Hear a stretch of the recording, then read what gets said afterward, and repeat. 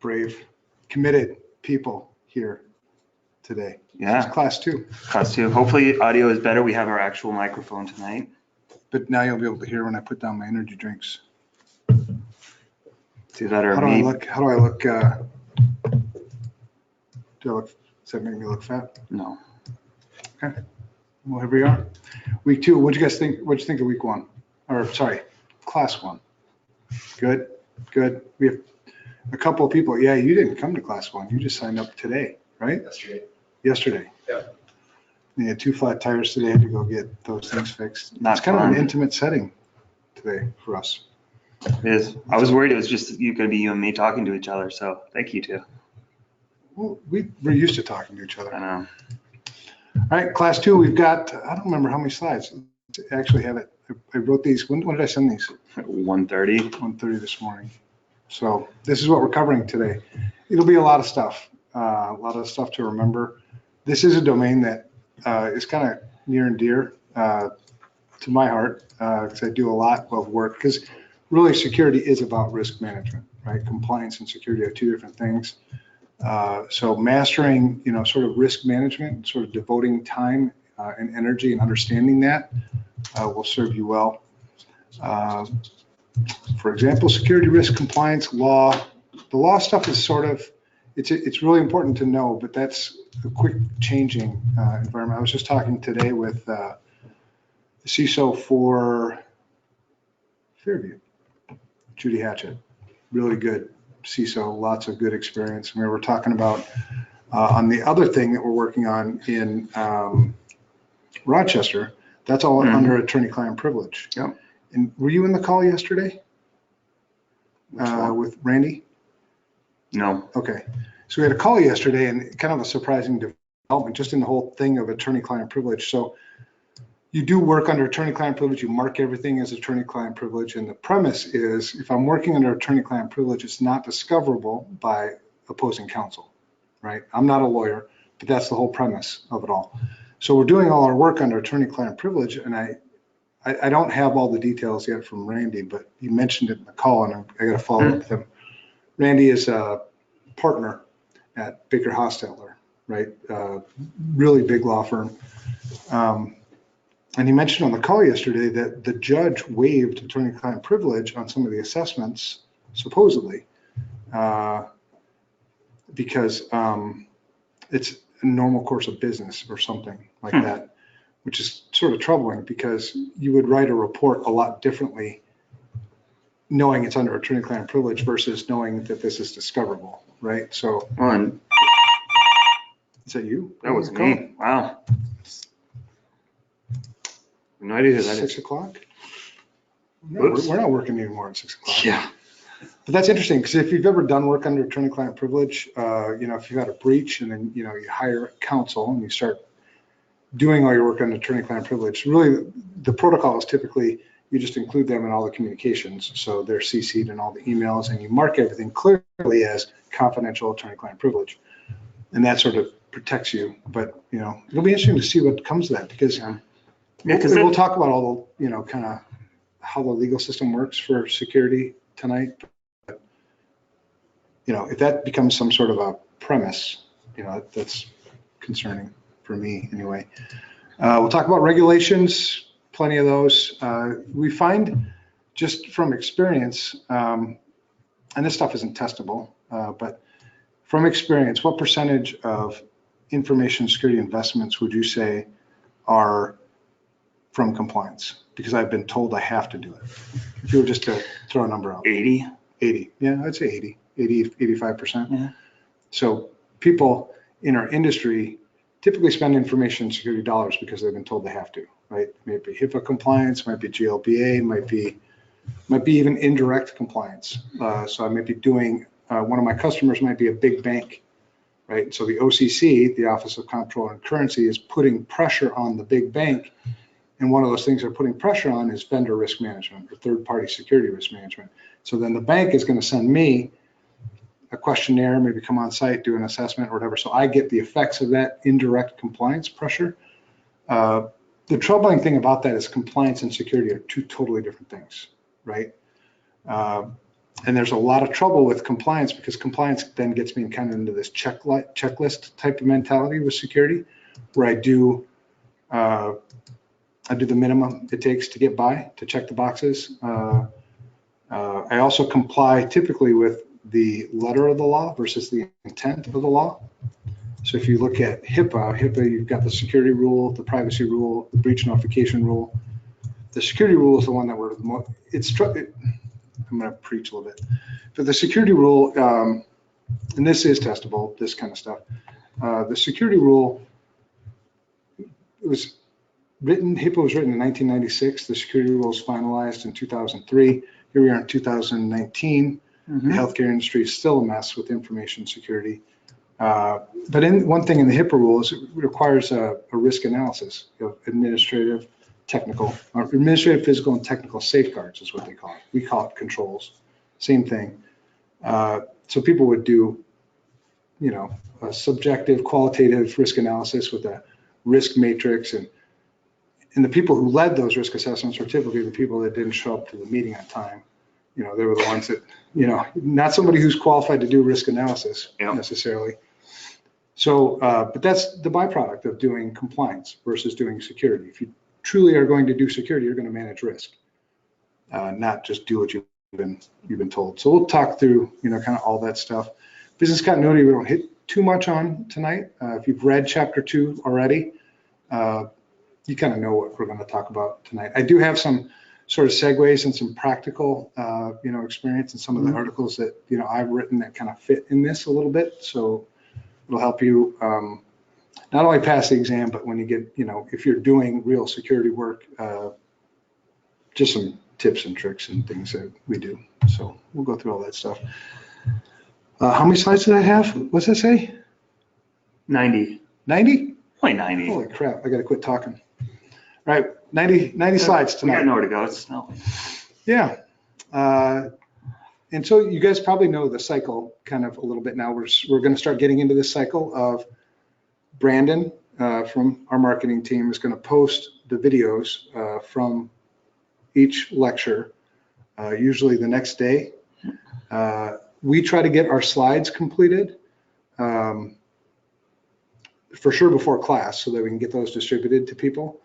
Last night got them done. I got them done at 1:30, but they still need to be reviewed a little bit. So I don't know if those got out today. The 1 o'clock or so, right after. You guys did get an email Central. with these slides? Okay.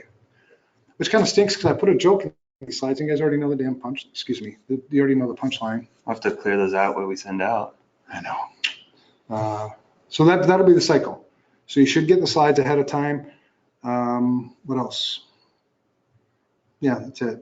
If you're registered to come in person, you wouldn't have gotten the link to the webinar because those are per person. So if you want those links, just let Brandon know. Email that. What's it? CISSP mentor at FRSecure.com, and he'll make sure you get a link too. So if you can't make it, go ahead and do that, and you'll be fine. We do like people here in person, so thank you guys for coming, braving the weather. And I know you were like, yeah, man, it's Minnesota, but yeah, it's April. Seriously, I was done with this like a while ago. All right, let's get in. So here's what we're going to talk about tonight. We're going to talk about cornerstone information security concepts. Some of the stuff we already talked a little bit about on Monday. Where I gave you our definition of information security, I gave you our definition of risk. Those are cornerstone security concepts. You have to sort of master those, understand how those kind of fit around and in everything else. Some legal and regulatory issues, security and third parties, ethics. This is where we're going to talk about the canons. You'll need to know the canons. You'll need to know them in order. You will get tested on that. You also need to agree to those after you pass your exam. Information security governance. We get to talk about policy. People love policy. Oh yeah. Yeah. Who doesn't? But we'll give you some, that's one place where we can share some things about, yes, this is what a policy is, but this is how you actually do it. Yeah, that'll be sort of fun to talk about. Access control, defensive categories and types. This is also very testable. So we already talked about administrative, physical, and technical controls. The other categories or types of those controls might be a preventative control. It's there to prevent something bad from happening. It might be a detective control. It's there to detect when something bad happened. We'll talk about those. Those will definitely be testable. Risk analysis, give some examples of different types of risk analysis. This will also be testable. We'll have some, what do you call it? Calculations. What's the other word for that?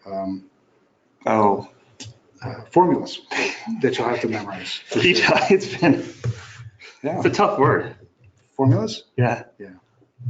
And then types of attackers.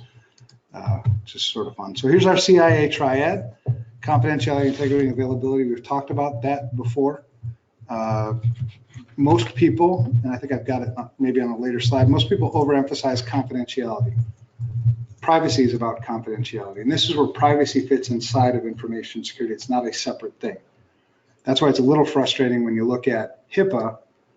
They've separated out the privacy rule and the security rule, when really the privacy rule should fit inside of the security rule, right? So if we go back to our definition of what information security is, it's the application or managing risks using administrative, physical, and technical controls. And we're trying to protect is confidentiality, integrity, and availability. So if that's our definition of information security, really privacy is just about protecting the confidentiality of a specific type of data, right? Which in this case would be personally identifiable information. So privacy fits very nicely within security. When you set them up as two separate initiatives, you sort of run into what we see right now in the healthcare industry, where privacy is pretty well buttoned up. I mean, you got, I don't know how many forms you have to fill out or complete, and all that other stuff with privacy, but security is still a mess. Data integrity, preventing unauthorized modification, which would be the opposite, alteration. Integrity is just making sure the data is accurate, right? It'd be nice if my bank didn't protect my account from data integrity, because then I could just add more zeros to my bank account, remove some decimal points, but that doesn't work. And then availability. So these things have to balance each other, because we can really lock down confidentiality, right? We can make it very difficult for people to get to information, but it's going to make it less available to people, right? So you have to weigh, those two in particular have to be weighed, really closely together. Availability requires, and we'll talk about this tonight too, requires identity, authentication. Part of the authorization would be, the things that I'm, are made available to me, as a user of a system or a subject of a system. Identity is based on two things. You've got subject and object. The way you tell the difference between a subject and an object has to be based on context. A subject is always active. An object is passive. So, maybe a text file would be a passive, it'd be an object. I access or double click on the text file to open it, I'm the subject. Now, in some cases, a subject can be a subject, so like a process might open another process, and then, so it's not always a subject to object one-to-one relationship. Sometimes it's a subject to an object. The important thing to remember about subjects and objects is subjects are active and objects are passive, right? You'll see that on the exam, I'm pretty sure. And if you got anything to add while we're talking about this stuff. Yeah, that's a good one. We'll go through examples of that, but you absolutely need to know and things, it could be subject or objects and how to tell the difference. Yeah, you'll have, and there'll be lots of practice questions on that where you'll have to pick out what's the subject, object, and all that other good stuff. But it's pretty basic. Once you get into the kind of that, it just comes naturally. Risk. So risk is likelihood and impact. Those are the two key things. It's the likelihood of something bad happening and the impact if it did. That's what risk is. That's our definition of risk. Risk is such an overused word. People throw it around all the time. Like, there's different types of risk too, right? There's financial risk. There's, reputational risk. There's information security risk. There's all these different types of risks. Here, the likelihood of something bad happening, meaning a violation of confidentiality, integrity, and availability.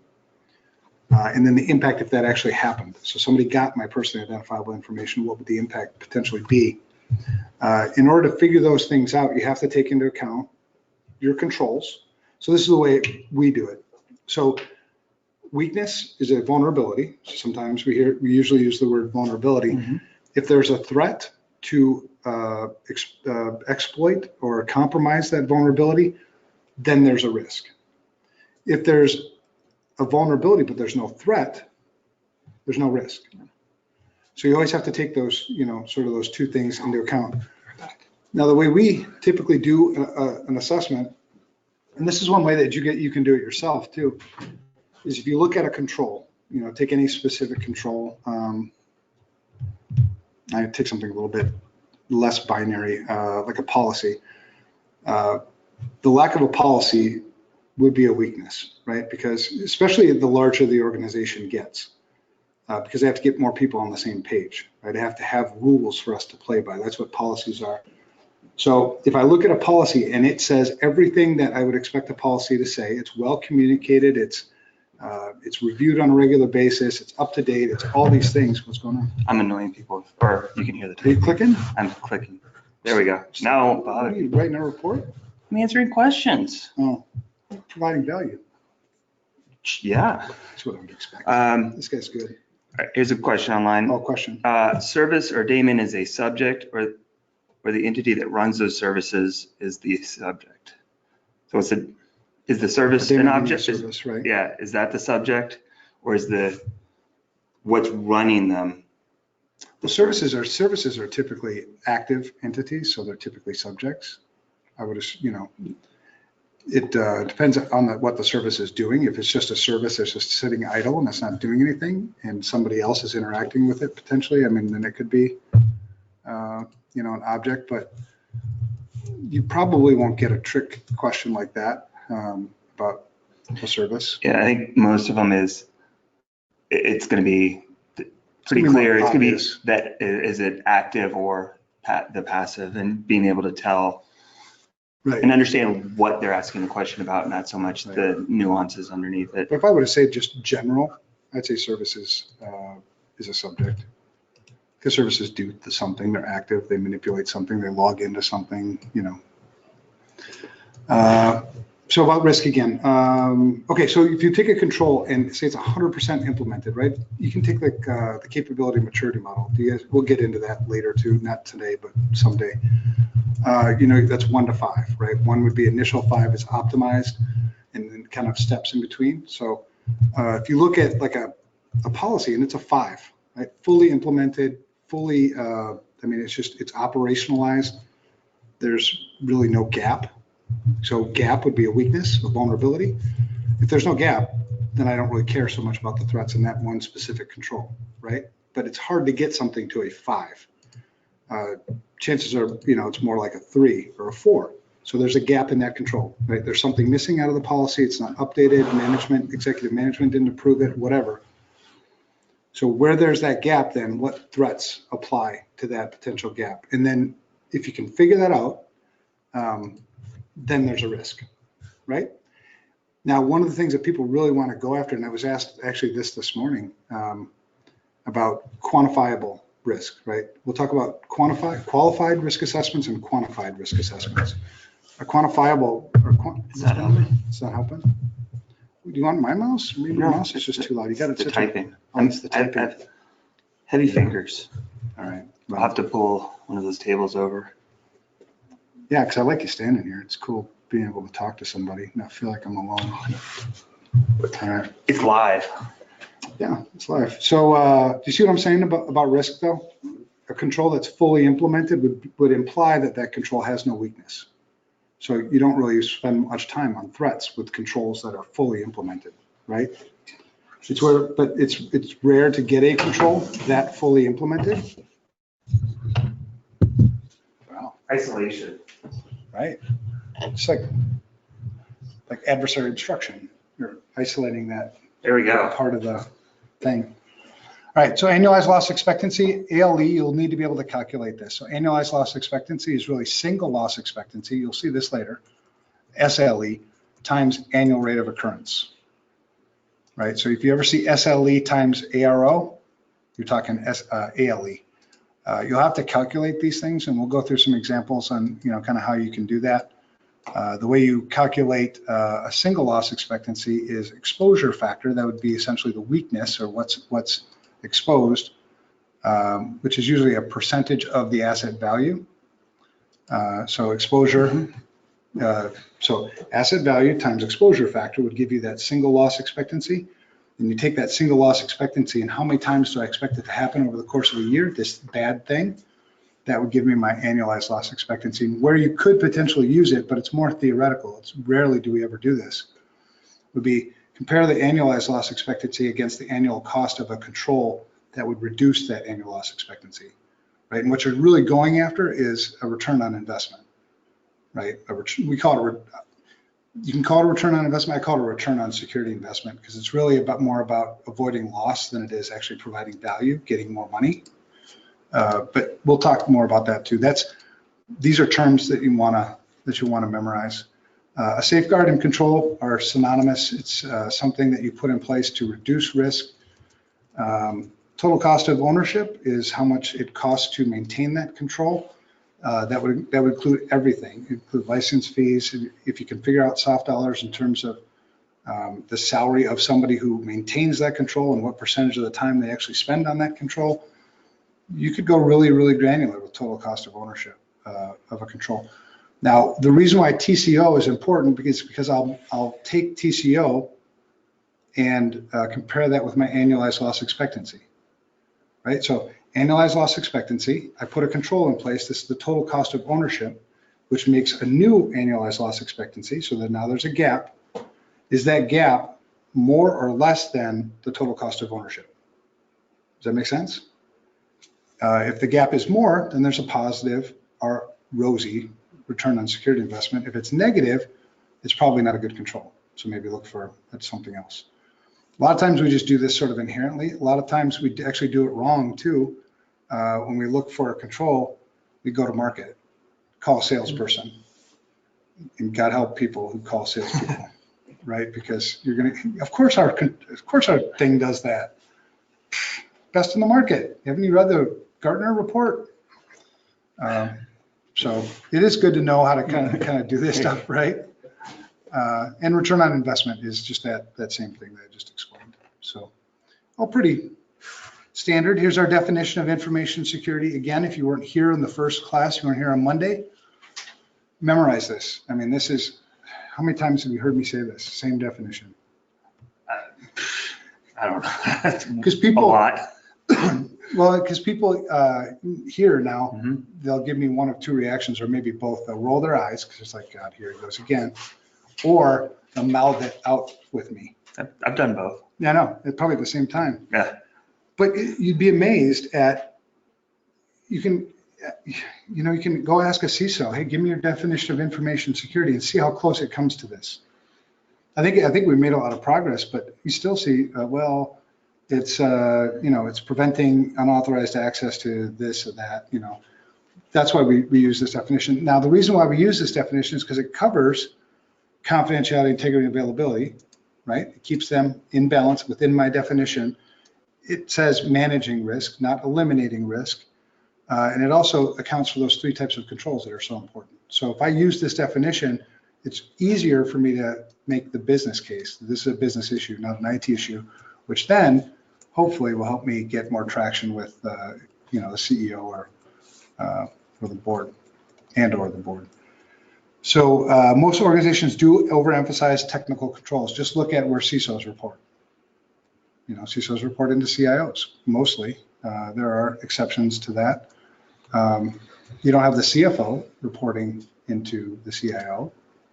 You don't have, you see where it's different. We're still treating it like it's an IT issue in general. And then confidentiality, we overemphasize that because privacy is kind of driving all of compliance. So we focus so much on just keeping data secret. Yeah, I think that's all I have to add for this. Yeah, anyway, good enough. There's a CIA triad. We need to keep those things in balance. At the end of the day, we need to recognize that a business is in business for some other reason than to secure information, right? So we have to have alignment with what the purpose of the business is, what the mission of the business is. If the mission of the business is to make money, which most of them are, the controls that I put in place can't restrict our ability to make money. So you need to get creative. You need to work with the business. And I don't make risk decisions. Did I mention that on Monday? I don't make risk decisions. Yeah, you did. Don't have security people make risk decisions. Business makes risk decisions. Ideally, the CEO, and if the CEO can't do it themselves, they'll delegate it to another person within the business that can make those risk decisions. But yeah. Make recommendations, provide guidance, but ultimately business has to make that call. Yeah. So again, there's the opposite. So you might see DAD come up somewhere.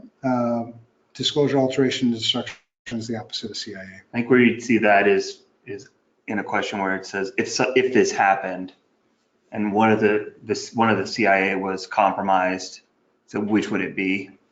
Yeah. And then they'll typically have all three or two of the CIA triad and then two of the DAD. This one's good. You drink energy drinks? Sometimes. You don't drink energy drinks. This one's good. Super sour green apple. They got a bang too. You got a bang? I had the rainbow unicorn today. I've had that one. Did you like it? It's weird, but I do. Yeah, it is weird. And I feel weird drinking a rainbow unicorn drink. This one's blue ras. This one's a little less out there. It's good though.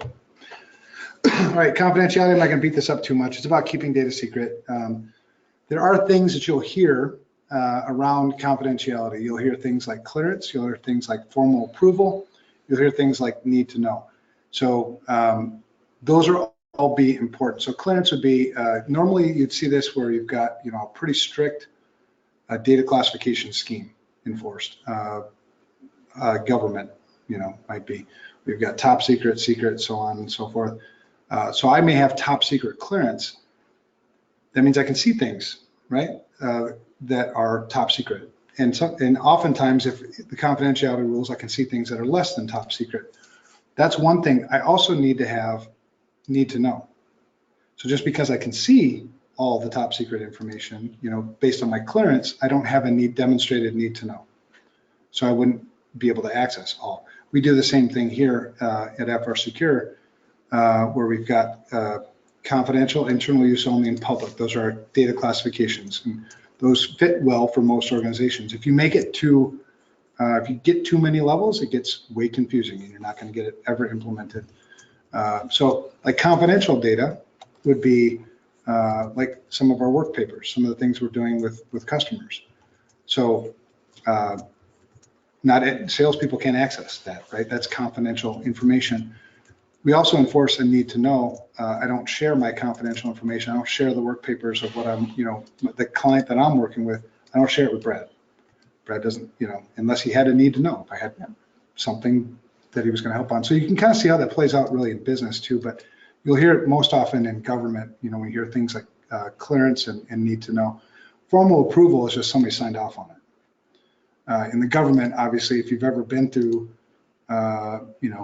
the clearance process, like top secret, there's a lot of approval that has to happen, right? They'll go out and talk and interview every family. And never make a joke. They don't like those. I make jokes when I'm the one being interviewed for somebody else's top secret. I've heard whatever. bad stories on that. Well, it depends on your joke, right? I mean, it's true. Don't say something, well, when I was a kid, I hacked this or something. Yeah. Keep it real.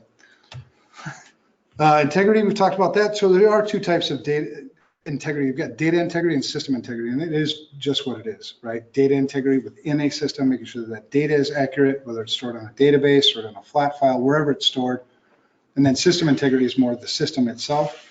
Now, there's also other types of integrity that I don't think they'll necessarily be on the test, but there's internal and external integrity. So like an external integrity would be the system says I have 60 widgets in the warehouse. You go out and you actually have 60 widgets in the warehouse. That's more of an external integrity. That's also another type of integrity that has to be reconciled at some point. But data integrity, system integrity is good for now. Yeah, easy way to remember it. Integrity is if you check your bank account, you actually have the money it says you have, right? That's your integrity. Yeah, and if you have more, then you got a problem. That's positive integrity. That's good integrity. But they'll find out. They always do. And then availability. The important thing about availability is it's only available to people who are authorized when they need it. Yeah, if you've worked in information security or worked in IT, you know how important availability is. People won't complain, meaning the users that you're working with every day, they won't complain so much about confidentiality. They'll complain a little bit more about integrity, but they will scream about availability. You know, they'll scream about their passwords being too long. They'll scream about a system being down. They'll scream about a bug in an application. It's the easiest way to identify a system owner. Turn it off. That's true. No availability. Yeah, if you're struggling with roles and responsibilities, yep, turn things off. And oh, it's yours. Okay. Well, here, I've got these responsibilities for you. Yeah. So, yeah, and those balance with availability most often with confidentiality. All right. So in order to determine risk, we must first determine what our most critical assets are. This would require us to have an asset inventory.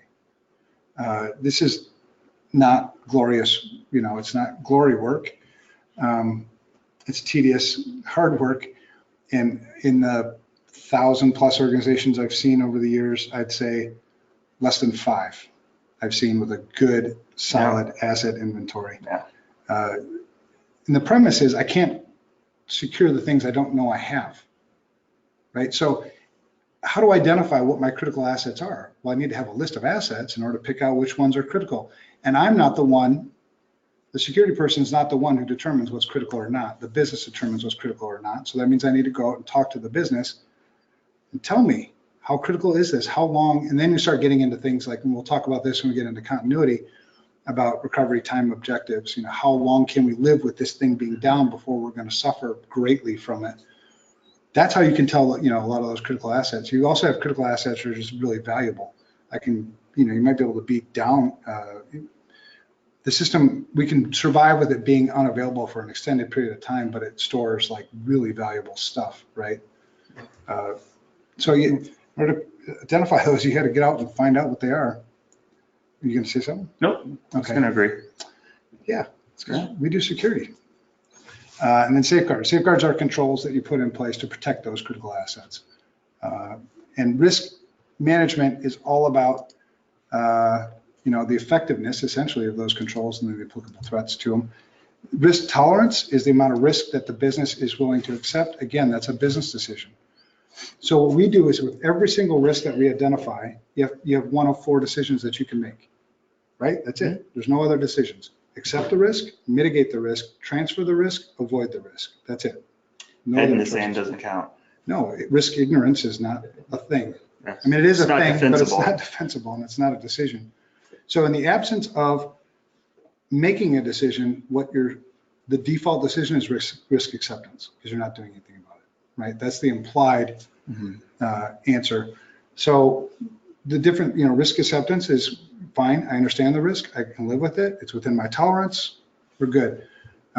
Risk mitigation would be, you know, it's too much of a risk for me. I want to put a control in place or change a control to bring risk more into alignment with what my tolerance is. Risk transfer would mean I'm going to transfer the risk to somebody else. The most common way to do that would be through insurance. And then risk avoidance is we're just going to stop whatever it is we're doing and just eliminate the risk altogether. Those are your 4 decisions. There's no other decisions. And so when you sit across from the business, you know, it depends on, you know, who you're sitting across from, but sometimes you have to be that blunt.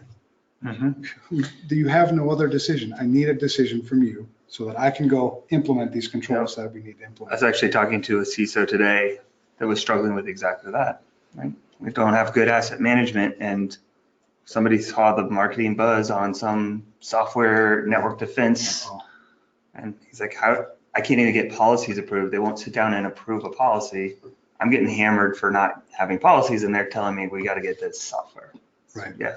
Yeah. So common. Try to avoid the blinky light syndrome. You know. Yeah, he was frustrated. And in the book, right? I mean, this is chapter 2 of the book. You have to start with the foundation. Yeah. Right. Just like when you build a house, right? And foundations aren't sexy. They're hard work. They're not, you know, when I bought my new house, and I had a housewarming party, I didn't take everybody downstairs to show them how cool my foundation was, right? But it's pretty damn important to my house. Same thing with security. Those foundational components are really important to the whole stability of the security program. And what you end up doing is if you put other controls in place and neglect the foundation, it's just lipstick on a pig, right? I mean, you're prettying it up. It looks nice, but it's not as effective as it should be. So I'm preaching. Privacy is part of information security, but it's often in the healthcare industry. This is classic. You got privacy and you've got security. You also see it in other places. Like privacy usually has a lawyer involved somewhere, right? The lawyers are writing the privacy policy and writing the agreements that you have to have signed and all that other stuff. Security is reporting through the CISO or the Director of Information Security or whoever's doing that, and they're not working together. The problem is privacy is in security. You can't separate them. No matter how much you want to separate them, they're integrated functions just by definition.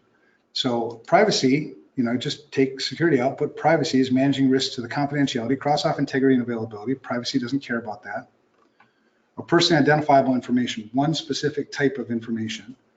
And you can define personally identifiable information. It depends on who you're talking to, but using the same types of controls. So they are integrated issues.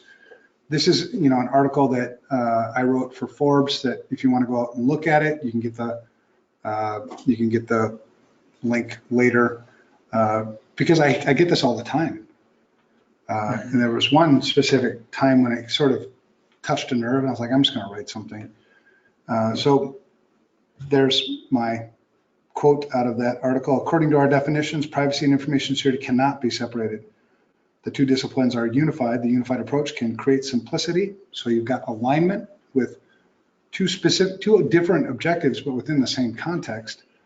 Improve effectiveness, ensure compliance. The letter of the law is one thing, because in this article, I also call out what makes a privacy expert. Is it mastery of the law or is it mastery of privacy? So those are different. And it's funny because, I think we're so immature still in this information security industry, we still have to have these sort of fundamental discussions about these things. So if you want to read more, and then let me know what you think about it. If you disagree with it, tell me. Don't let me just keep ranting and, looking like an idiot. All right, so cool. Any questions on those things so far? Security, privacy, risk, we got all that sort of squared away. And remember, we did kind of sneak in there and we'll come back to it again, this whole concept of subject and object. We'll come back to that. So we've also got this IAAA thing that you'll hear occasionally. That's how it's mostly referred to. This would fit in the context typically of an identity and access management thing. So sometimes you'll see IAM. That's all related to this. The first thing is an identity. That's just a profession. That's a professing some characteristic, identifying characteristic of something, right? So for me, it'd just be my name. I'm Evan, right? There's no proof. Nobody asked me to authenticate. I didn't have to give you my identification, my government issued ID or anything to actually prove my identity. I just professed it. That's what an identity is. So nothing more than a claim to some identifying characteristic. Most often, we relate to this as like names, usernames, things like that. So like I'm Brad. I'm going to have to change my username now. B9. No, you can do that. Yeah. Oh, well, it's the same as my password. Ooh. Say it again. So, Yeah. all right. So Evan blanked out there for a second when he heard that. Yeah, God, that sort of sucks.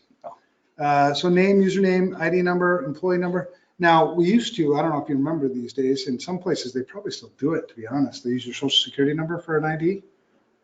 Do you remember You still see banks that do that for your online. My login for Wells Fargo for a long time was my social security number. We have a problem with that because it's not a problem if my social security number was only used for identity. But the problem becomes when I use that same number in some places as my authentication as well, right? Mm-hmm. Now we've got some issues, and now we've got sort of confusion, and now that one number is also used without any authentication, right? There are places where I just, I go apply for a loan, I give them my social security number and, they process the loan without something to prove that I am actually who I say I am. Yeah. You see that a little to some extent with biometrics, which we talk about next, but Oh, boy. it's the same issue there. Yeah, in biometrics, I just read an article. There have been leaks. There was a leak somewhere where they were able to actually rebuild the full fingerprint. That's why I don't like it. Yeah, which is Identity, scary yes. because Authentication, no. I can change my password, right? I can't change my fingerprints very easily, so that becomes an issue with the way you're supposed to do it. But the thing is, you're trusting other people to do it the way you're supposed to do it.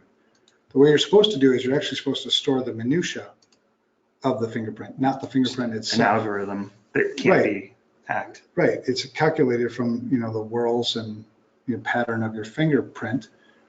And so that's like a one-way hash function. And we'll talk about hashes later too, but not tonight, but eventually, where it can be calculated one way, but it can't be calculated back the other way, right? So from my fingerprint, I can calculate a unique mathematical number, which is a representation of my fingerprint. And I can't do it the backwards way. So I can't rebuild my fingerprint from that number. But that would require people to play by the rules. And people do it right. And people don't play by the rules. So, all right. So identity, these are all things about identity. Should be non-descriptive, but often they are descriptive. Like for instance, BNI, that is his actual username. Mine is, E Francine, that is. So descriptive, non-descriptive, whatever. Trying to keep identities secret as well as authentication is hard, very hard. So without proof, next slide, you just have to take their word for it. And we do this a lot in social engineering, by the way. Right? We profess identities all the time. That I'm, John Wilson, the fire inspector for the city of, where are we, Minnetonka? Sure. Yeah. City of Minnetonka. I'm here to do a fire inspection. Oftentimes they won't ask for identification. If they do, just create a fake badge, right? Fake your identification, look the part. That's part of your pretext. And so we do that in person too, not just with computer systems. Then comes authentication. So I profess my identity. Now I need to prove my identity. The stronger the proof, the better the security, right? Weak proof would be, I'll take a four character password as proof of your identity, right? That's obviously a lot worse than 25 characters. So there is a lot to the strength of the authentication being tied to the strength of the security of the system itself, right? System integrity. So proof, I am who I say I am. Whatever you decide, we'll talk about multi-factor authentication here in just a second. Passwords are the most common still. Nobody likes passwords. Users don't like passwords. Security guys don't like passwords. I mean, just one of those necessary evils. Practical advice, use a password manager. Everybody should be using a password manager now. We use LastPass. There's a bunch out there. Yeah, but use a good password manager. And then your key to get into your password manager is typically a password, or maybe you've got multi-factor authentication set up there. Don't lose that, right? Or don't disclose that. So that one thing, you can remember one, right? I don't know how many I've got in my password safe, probably a few hundred. Expecting anybody to remember that is crazy. But expecting me to remember one to get in my password safe, that seems reasonable. Yeah. So passwords, PIN codes, pictures, biometrics, those are all things that I could use to prove my identity. They have to be separate. And that's why I brought the SSN, into the conversation. Our entire financial system actually is just funky in the way they use the social security number. And the only way you're going to be able to ever fix that, the identity theft problem, is to start over. Get away from that, yeah. I mean, you have to completely redesign that system. But I think that's a lot of work. People don't want to do that. It'll be disruptive. So you'll always have this identity theft protection kind of thing, probably for the rest of your life, until they actually decide that, let's just kill this identity theft problem and let's marry a unique identifier, my identity, with a strong authenticator that I can change. And then when, Equifax loses my authenticator, I can change my authenticator, right? That would be the way to do it, rather than having to get identity theft insurance. You see what I'm saying? Not Far too easy. logical. Right, not easy to do. So anyway, identity is stolen when the authenticator is also stolen, the proof of the identity. Then there's two-factor, three-factor authentication. So there are three factors. Some people will argue for a fourth, and some even argue for a fifth. So, but traditionally, it's something you know, something you have, something you are. Those are the three factors of authentication. The something you know, PIN number, password, like we just said. Something you have can be something physical that you have or something logical that you have. It doesn't really matter. The most common second factor of authentication today would be text-based authentication, which is weak, but stronger than not having any second factor. So, some people say, oh, you can't believe you're using text-based, as a second factor. You got to cut them a little bit of slack. It's less risk than, and attackers actually have to do some work to get that second factor. But if you're using that second factor, we've got a couple of cases, big ones, of stealing cryptocurrency because they did, what do they call it, the SIM swap attack. The SIM swap attack would be where the attacker calls your carrier, AT&T, Verizon, T-Mobile, convinces, it's a social engineering attack, convinces your carrier that they are you, and convinces them that you've got a new phone, your phone broke, whatever, blah, blah, blah. I need a new SIM. They'll send a pre-programmed new SIM card. That's so now the attacker has your SIM card. They'll pop it in their phone. Now they'll have that second factor. It'll be sent to them. It won't be sent to you anymore. Your phone won't work anymore either. But we've seen millions of dollars stolen of cryptocurrency that way through that SIM swap attack. There's actually a couple of lawsuits going on with that. Yeah. So a couple questions. I'm not sure if you cover them. SSO and SAML, how do those fit into authentication? Those come later. Okay, that's what I thought. Yep. So we'll address those. Single sign-on. Passwordless authentication. Password what? Passwordless. Mm-hmm. That would be the. That'll be coming later on too. Okay. Yeah. So. And then last one was, could an IP range be an authentication? Well, that's the one that's fuzzy because it can be so easily spoofed. Geolocation is sometimes used for another factor of authentication too. It can be. There's also adaptive authentication, which is authentication that adapts, but those won't be on the test. No. There you go. 3 questions right in a row. Yeah. So something you have tokens. So every time I go to the ATM, that's two-factor authentication, right? It's something I have to have my ATM card, and something I know, right? My PIN. So that's a classic example of a two-factor authentication that you use all the time, and people don't even realize that they do it, I think. And then the third is something you are. Biometrics, fingerprint scanning would be the most common, but we'll get deeper into these things because we'll talk about things, and you don't have to memorize this part now, but we'll talk about false acceptance rate, false error rate, crossover error rate, those types of things with biometric devices. That's when we'll get more into there's voice recognition, there's facial recognition, there's keyboard. What do they call it? Typing. Yeah. It's a measurement of how you type, right? Because that's supposed to be, fairly unique to people. So anyway, two-factor authentication would be 2 of those factors, right? Multi-factor authentication would also be 2 of those factors. I've never really seen 3-factor authentication. I assume you could do it. It seems hard. That might be where you do like a geolocation with a password in a. And I've seen two-factor authentication. Like sometimes you'll see that in some really highly secure data centers. Another popular one in data centers is hand geometry. So that second biometric would be you put your hand on a hand geometry. It would scan the geometry of your hand. But anyway, if you want more, I went to RSA for one. I can't stand RSA because there's so many. I mean, you get bombarded with sales stuff, right? And I hate that. So I went to RSA, flew out on a Thursday to watch, and I was there on Friday to watch a friend give a talk. Roger Grimes was giving a talk about 12 ways to hack multi-factor authentication. awesome talk. And then we had lunch, and then I booked out of that. I was there for like 8 hours maybe.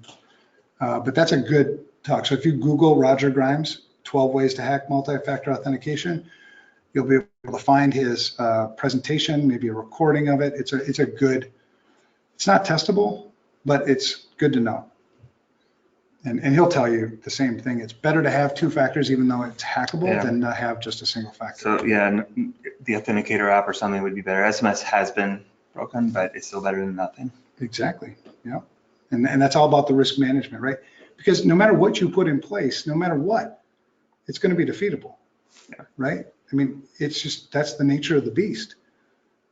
So yeah. What do we got? Okay, so that, and then once the subject has been identified and authenticated, then comes authorization. So somewhere in the system, somewhere in the mechanism, there'll be, okay, you've been identified, authenticated, now here's what you can do. These are the things, the rights, the privileges, the files that you can access, all those things. And there's multiple ways that can be done. We'll talk about things like Kerberos much later on. But just know that it's identify, authenticate, authorize, right? Which is essentially what I can do with the system. And then we need to, oh yeah, I wrote this too. I forgot that I just did this last night even. So I wrote another article, if you want to go look at it, whatever. None of this, I mean, it's testable. It sort of drives home some of the things that I'm talking about. One of the kind of peeves I had when I wrote this one was how people are interchanging identity management and identity access management like they're the same thing. And they're not, right? Even if you Google, if you Google identity management, what you'll see is articles that say identity management, AKA identity and access management. And so it's frustrating. So I just want to set the record straight, and that's what I was trying to do in this article. Because the challenge is, let's say I work in an organization, I want to tackle identity and access management. This is a problem for me. I don't have visibility into it. You tackle identity management first, and then you go after the access management, meaning like clean up your user accounts, clean up authentication, put some control around who's adding new user accounts, onboarding, changes, termination. Get your hands around that first, and then go hunt down what kind of access the remaining accounts have. So, that's kind of it's really important that you just understand that they're 2 separate things. And that's what, this is about. So that's a diagram that I created that kind of drives that home. So on the left is identity management, on the right is identity and access management. Essentially all we've added to the identity and access management is the authorization piece, the things that you can access. So helps to drive home, that's the link.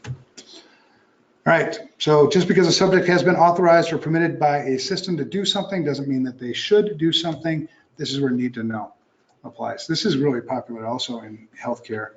Sometimes, famous rich people or whatever go to the doctor to see something. The healthcare practitioner, if I'm not seeing that patient, if I'm not seeing this famous person, I have no access. I have no need to know, to look at their medical files. But we've seen this happen over and over again. UCLA got hammered on this one. Right. UCLA Medical Center, because it's a violation of privacy, right? Somebody who didn't have a need to know access something that they didn't have a need to know. So need to know has to apply even if I have authorization. So these are 2 things that are also very similar. The difference between need to know and least privilege is need to know is always tied to information. Least privilege is what I can do. So know the difference between those 2. These are testable. Least privilege, what I can do, rights.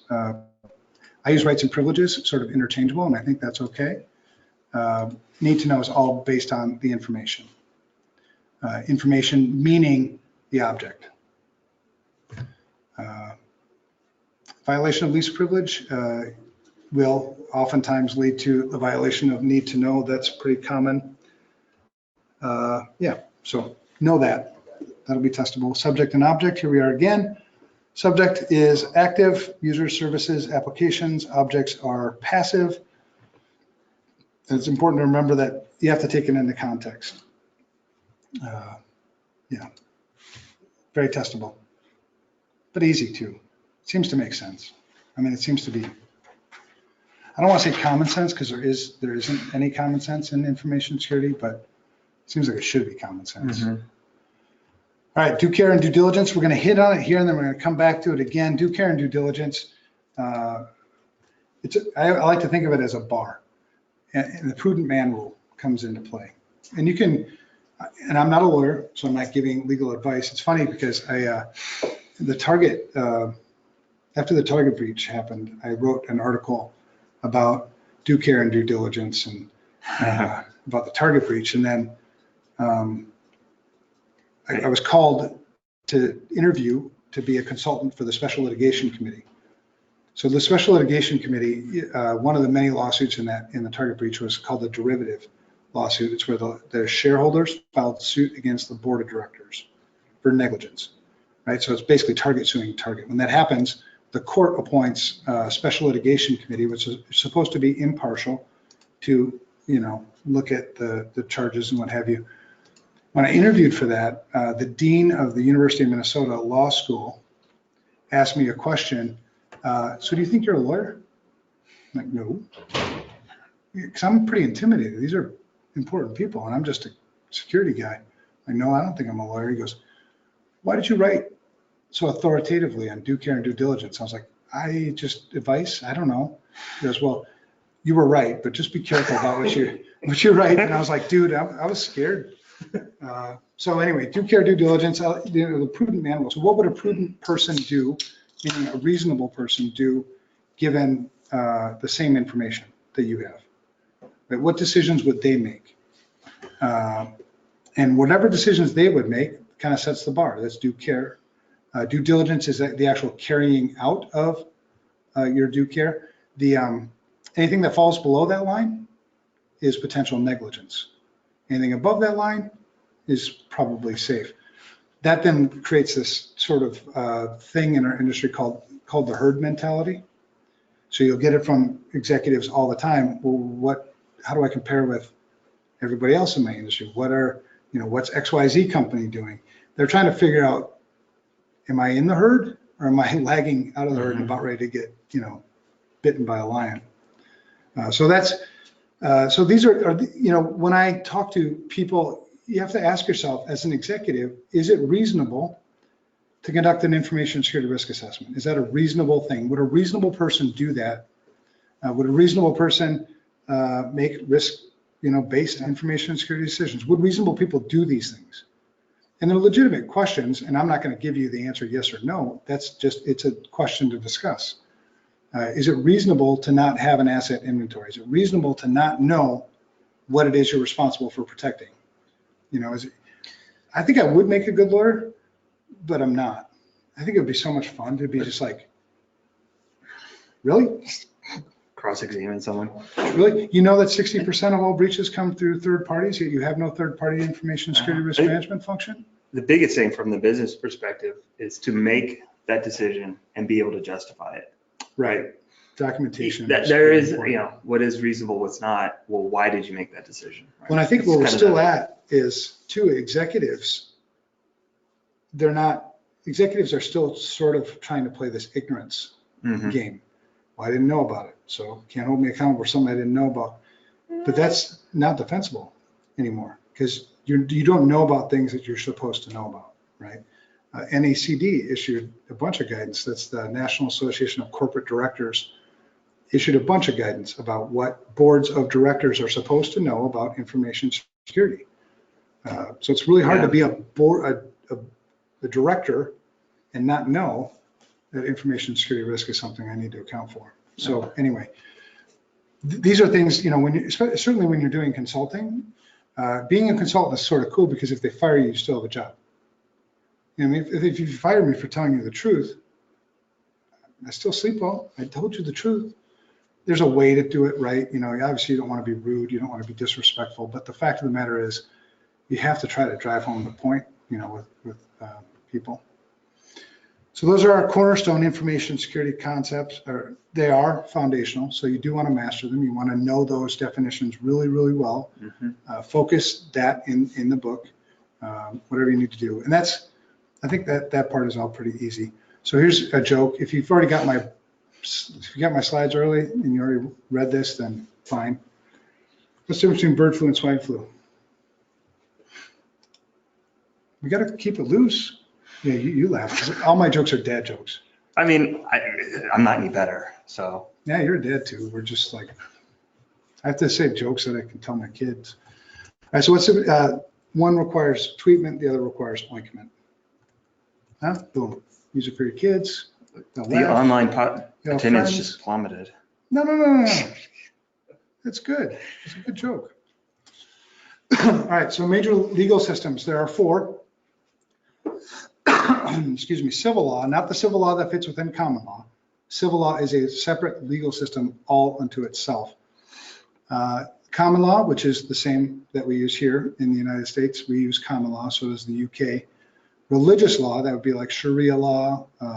It's from a doctrine, a religious doctrine would be religious law, and then customary law. Customary law is just a generally agreed upon thing in a population. It's just customs. You get these, like Kentucky. They have some serious customary laws down there, don't they? I was talking to, Yeah. who's our new guy down there? Oscar. Tyler. Oscar. Isn't it? No. Seth. Oscar. Mike. Mike. Okay. Yes. So I was talking to Mike, and have you guys ever been to Kentucky? Tennessee? Yeah, they do have some interesting. Right. Yeah, you don't step on their property unless you have a reason to be stepping on their property, Like, right? I was told. It's a different custom there, different.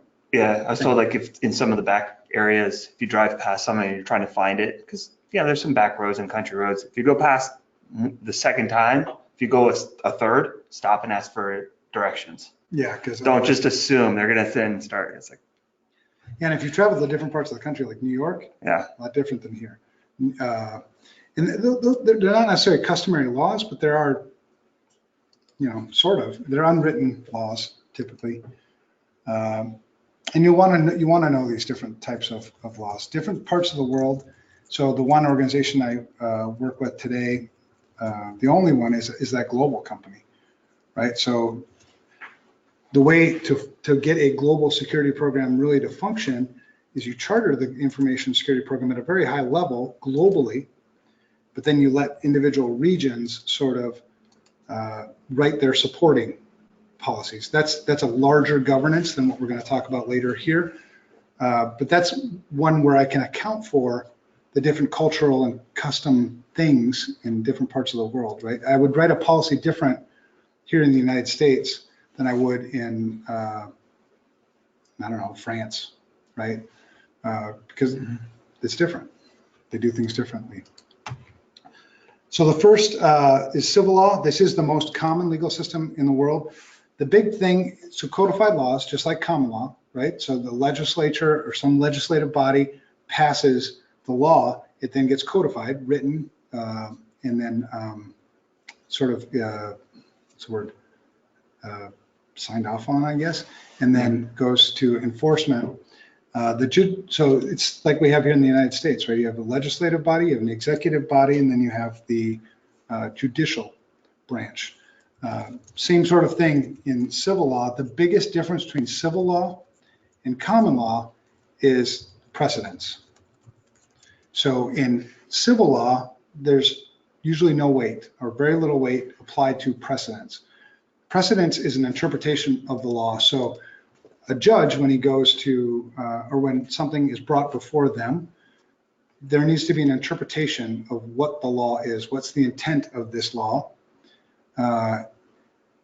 In civil law, that same thing has to play out over and over and over again. In like the United States, where we have common law, there's whole bunches and bunches of legal volumes of things of previous judgments, previous settlements that are all incorporated in. So you'll see when now I'll just go to the next one. Common law is the one I'm talking about now. In civil law, the biggest thing to remember about civil law, most common, and no legal precedents, really. Very little, or no. Whereas in common law, it's sort of the same thing. It's a law that's been written by an executive, or I'm sorry, a legislative branch. Somebody signed off on it like an executive. So you have an executive branch and then you still have the judicial branch that has to interpret the laws.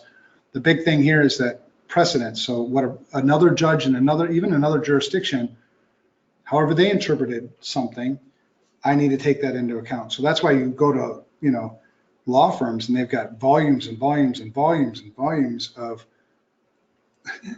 legal stuff. Case law. Yeah, it's a lot of cases they need to review and look through. So they actually do, I think, they earn their money. That's a lot of research. But they have, what do they call it? Legal. Oh, yeah, the paralegals. Yeah.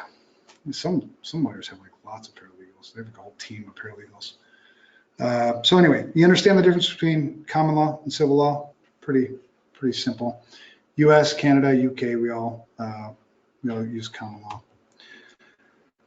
So within the common law, we've got other types. So this is the reason why the common law will be the most area of focus for the exam because it's the one that applies to most of us anyway. So within common law is another civil law. That's a type of common law. So sometimes people get confused with that. Civil law, criminal law, administrative law. Those are the three laws within our common law legal system. Criminal law, most of us know that. The thing about criminal law is the victim is society. Society is the victim. So you have a prosecutor, who represents the society, who prosecutes that law. The proof, the burden of proof is super high, right? Proof beyond a reasonable doubt in order to get a conviction for criminal law. What typically happens from criminal law is incarceration. You remove that person from society for some period of time until you feel like they've been rehabilitated or penalized, whatever. There's also financial penalties, with criminal law, and even execution. So that's pretty simple. That's within the common law legal system. Now it's a guy with one of those things called on his hands. So civil law, this is the most common for information security. I don't know if you've seen lately, what's her name out in Massachusetts, the senator? Oh, Elizabeth Warren. President now, Elizabeth Warren. Last week she introduced a bill. So you introduce a bill and then, whatever, it goes to committees and all this other crap before they finally vote on it and it goes whatever. So she introduced a bill last week to hold CEOs, well actually executives, it's not just CEOs, business executives criminally liable under these certain things around information security. There is no law like that today. So CEOs are not held criminally liable unless they actually broke another, sort of law, fraud or something. So that's getting sort of dangerous because I think the only way you can really prosecute criminal law fairly is if it's black and white, right? Where it's obvious you broke the law or you didn't break the law. The thing with negligence is it's a bar, right? And so that's sort of scary. I don't know where that's going to go. I get what they're trying to do. And it sort of makes sense. You want to hold somebody liable. But I mean, I don't understand how you'd be able to throw CEOs in jail for data breaches. I don't know. We'll see what happens with that. So in civil law, the individual, it's not prosecuted. You don't have a prosecutor in civil law. It's one party versus another party. Now, the one party might be a government, sort of entity. That's usually administrative law, though. But civil law, it's preponderance of evidence. Think of tipping the scales. Tip the scales more in your favor, you win. Goes the other way, you lose. That's really what civil law usually comes down to. We do see, there are plenty of cases that are prosecuted as both criminal. So the same series of events that took place are prosecuted both in criminal court and civil court. O.J. Simpson was that way. Remember the O.J. Simpson trial? He won the criminal case, lost the civil case, and then I don't know what happened after that. Everything got weird. Damages are often financial, but there's different types of financial damages. There's statutory, so something's been written or codified that says if they're negligent of this, this is how much you can get for that. Compensatory damages would be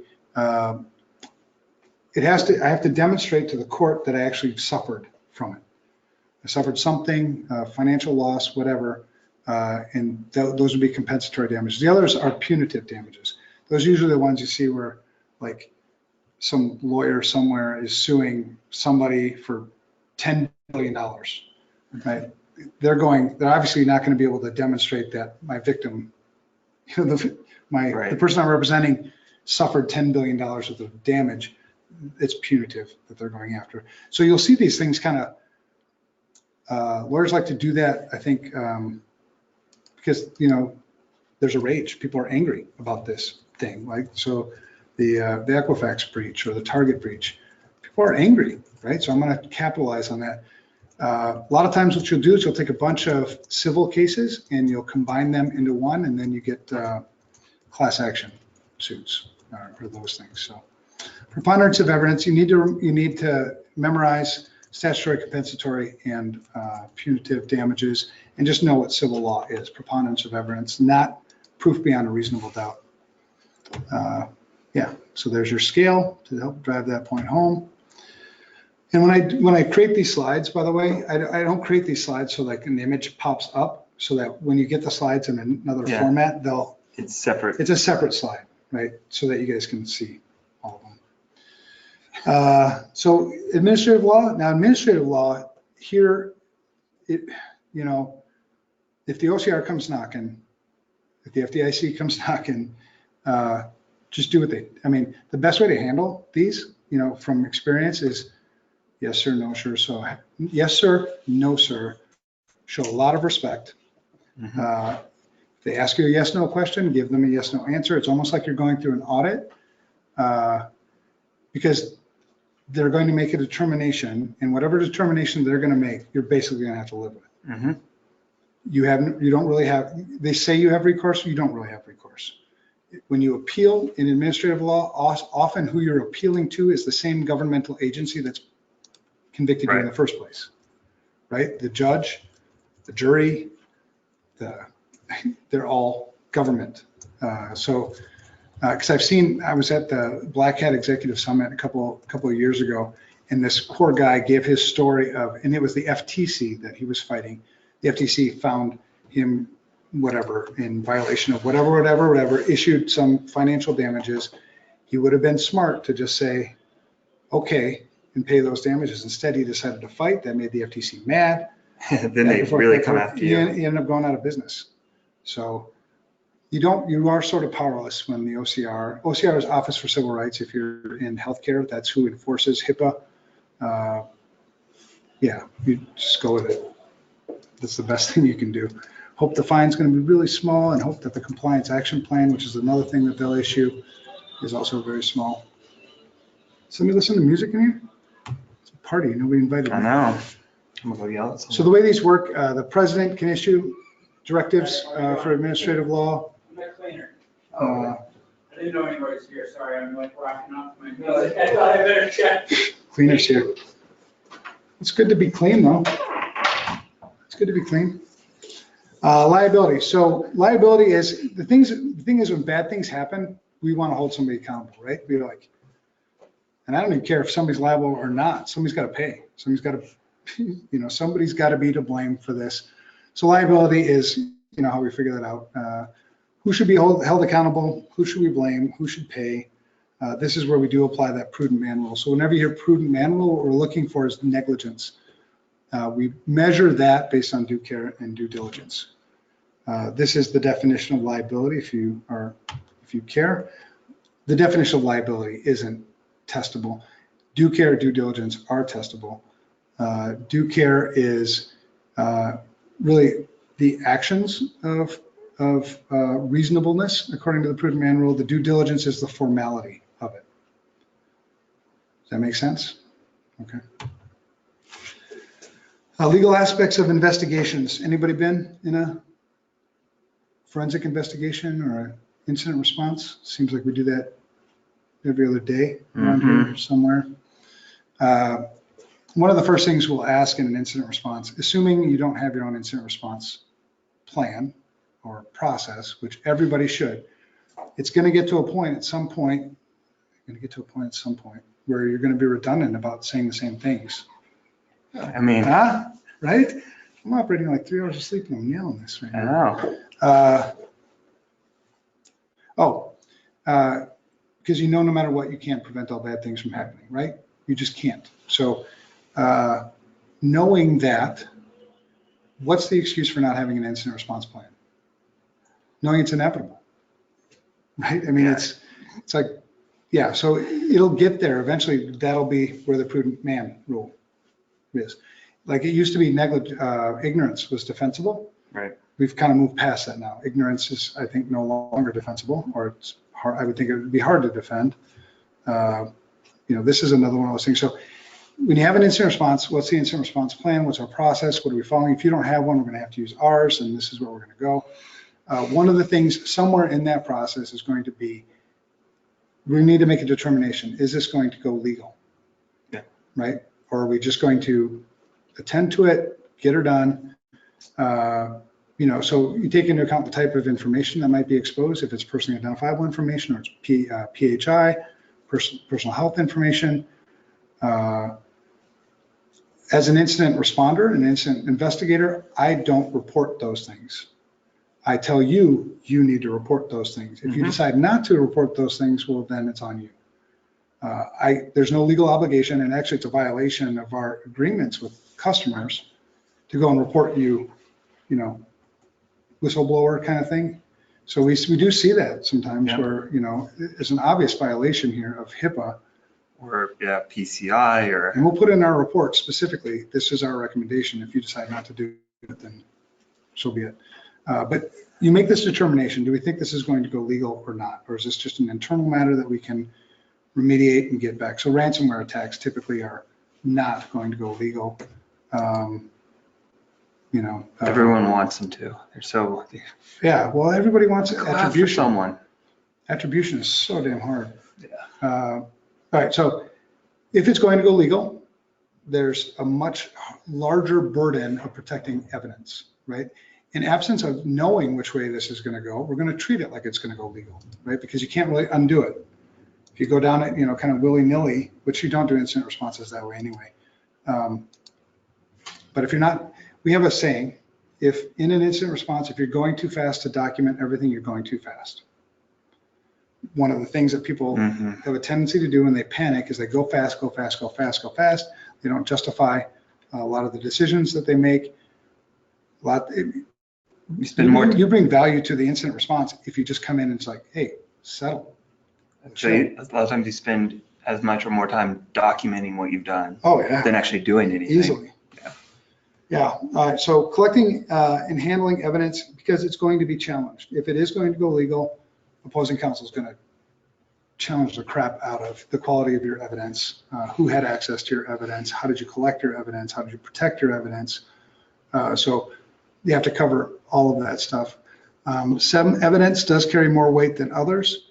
And we're going to get to the direct evidence is that most weighty, but there's no direct evidence in information security data breaches. Log files aren't direct evidence. They're actually hearsay evidence, and we'll get into that because hearsay evidence is inadmissible in court. But so then how do we get log files, forensic copies of things, into court? Well, they issued another rule, the 802 rules, which we'll get to in a minute. In order for evidence to be valid in court, this is what the judge, this is what all the legal people are going to be weighing it against. Is it relevant? Is it authentic? Is it accurate, complete, and convincing? Is it all of those things? If it's not, it's going to get attacked and probably thrown out. Any questions on that? Okay. When in doubt, document everything and treat it like it's the most important thing ever. And if it is going to go legal, there are specialists, forensic specialists. We have one just in our backyard who's really, really good. Mark Lanterman knows it really well, works for a lot of law enforcement, so you can trust him to do a lot of those things. And I'll be asking for a commission from him at some point. No, I mean, he really is good. I wouldn't say it if he isn't. Because you guys saw on Monday, right? I'm the no bullshit guy. Yeah. Did you see that? I showed that. Yeah. Yeah. Yeah. It's public. There's no going back. No BS. Now we have to deal with you. No. Two types of evidence: real evidence, direct evidence, circumstantial, corroborative, and hearsay evidence. Most of the electronic evidence all fits under hearsay evidence, but then we've got these exceptions. We've got the 802 rule. So real evidence is tangible. It's physical. I can touch it. That's the most valuable evidence is that type of evidence.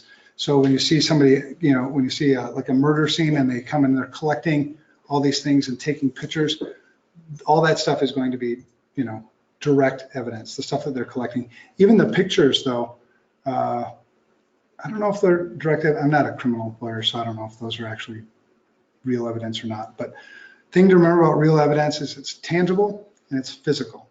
So data doesn't fit in that. Direct evidence is witness, firsthand witness, not second, firsthand witness. Somebody saw something happen. That's direct evidence. Circumstantial evidence is admissible, but it's very difficult to establish, certainly in a criminal case, proof beyond a reasonable doubt based on circumstantial evidence. In civil cases, it can be circumstantial more, right? Because it's just the preponderance of evidence thing. But circumstantial evidence just establishes circumstances, things around the direct facts of the case, right? So circumstantial evidence would support all the things sort of around real evidence. Corroborative evidence just strengthens a fact. Here you'll use, I think oftentimes they'll use, well, this happened and this happened and this happened, therefore this must have happened. That's corroborative, evidence. And then hearsay, so which is the one that we're most interested in is when we're doing forensic investigations or computer incident response. You will need to know how to define each of these and the order of importance. And these are in the order. And these are in order. And you will, I think this is one of the few that you'll need to know the rule 803 for the exception to hearsay. Oh yeah, To hearsay. So that most of the time you only need a high level understanding, but we'll point out, no, rule 802 is hearsay, 803 is the exception to it, and the order and how to tell, they'll give you an example, a scenario in a paragraph, and then say, what type of evidence would this be? And you'll need to know which it is and which order it goes in. Yeah, good. Absolutely, yeah. Memorize this. Yeah. Just the beginning of your memorization. And one of the things you'll notice on this, I don't think we talked about it on the first class, but you'll see them highlighted in orange, right? We really do try to focus on. Yeah, I do try to. What you need the to bolds know. And the highlights, I bold them and highlight and underline them because I want to draw your attention. And when if you're using these slides for studying, those are important things. So yeah. Question online is really good question. Computer evidence, like computer logs. So it is hearsay unless it is done that's part of the exception, right? That's unless it's part of the normal business process. So if you can show we always collect this information, right. We always review it, and that's how we found it, then you have direct. Well, that becomes even bigger in like an employee investigation. Mm-hmm. So, because I can change log files and then continue to watch, and that would be completely acceptable. But what I sort of can't do is pick out one specific person in the entire organization. You have to show it's part of the normal business. Super, high logging for them because then they can claim discrimination and all kinds of other things. If you log everybody's and then only alert on exceptions and you find the exception, but you have to prove. Right. But that's on, I think you have that on the next slide. Yeah, and as a security guy, when it comes to employee investigations, because I've done a ton of them over the years. You take direction from HR and legal counsel. If they tell me to do something, I go do it. When it comes to an employee investigation, because if what I'm doing was going to get us in trouble, well then you told me to do it. But I'll document. I would document on that. Because you get into some weird investigations with employees sometimes, like weird stuff. Yeah. Stuff you can't unsee. Yeah, So be careful if you want to do investigations, because you'll have things ingrained in your brain that you'll never get out of there. it's not fun. All right, so general inadmissibility of hearsay evidence is defined in Rule 802. So like Brad was saying, 802 is the thing that defines hearsay evidence and makes it not admissible. There are exceptions, and those are in 803 and 804.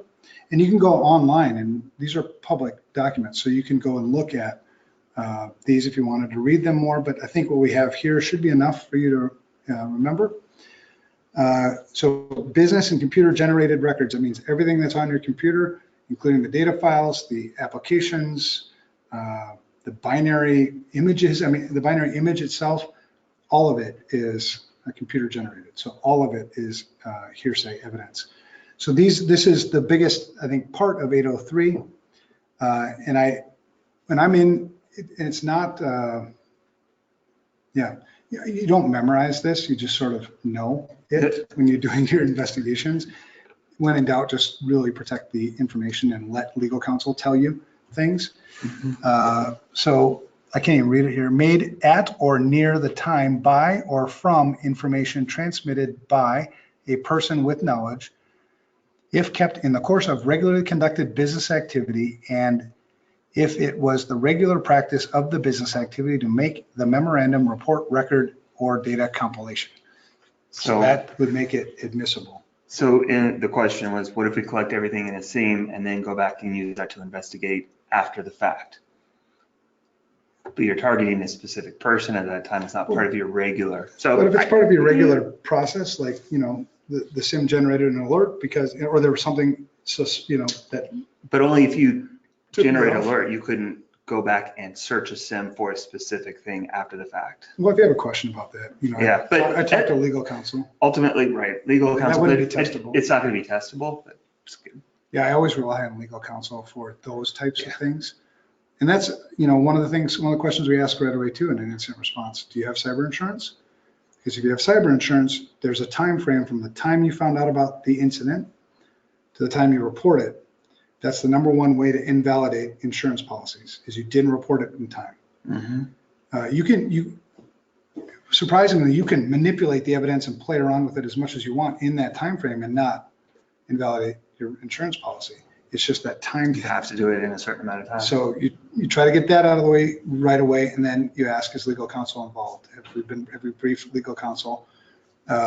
Because we may want to make the decision. It's a management decision whether you want to do this under privilege. Now that we know that privilege might get thrown out, I don't know what that means, but still take advice from legal counsel. It's their job to know this stuff.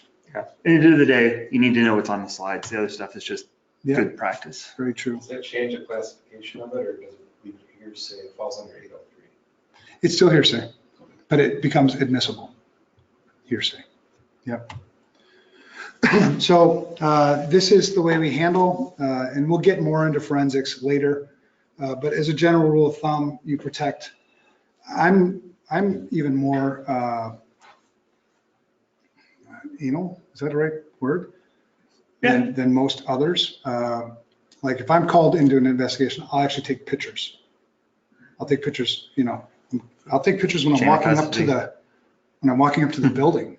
Right. I'm taking pictures of what the building looked like. I'm taking pictures of, this is the front reception desk. I'm taking pictures of the office. I'm taking pictures of where the computer's sitting at the desk.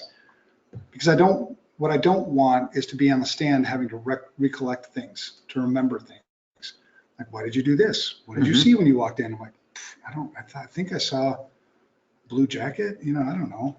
It's better if I have pictures, right? So I'm that guy, when it comes to this, taking pictures of everything, documenting everything, preserving the original. So the original evidence needs to be preserved. So that's why we make binary copies. A binary copy it's binary, bit by bit copy of the disk. It's not a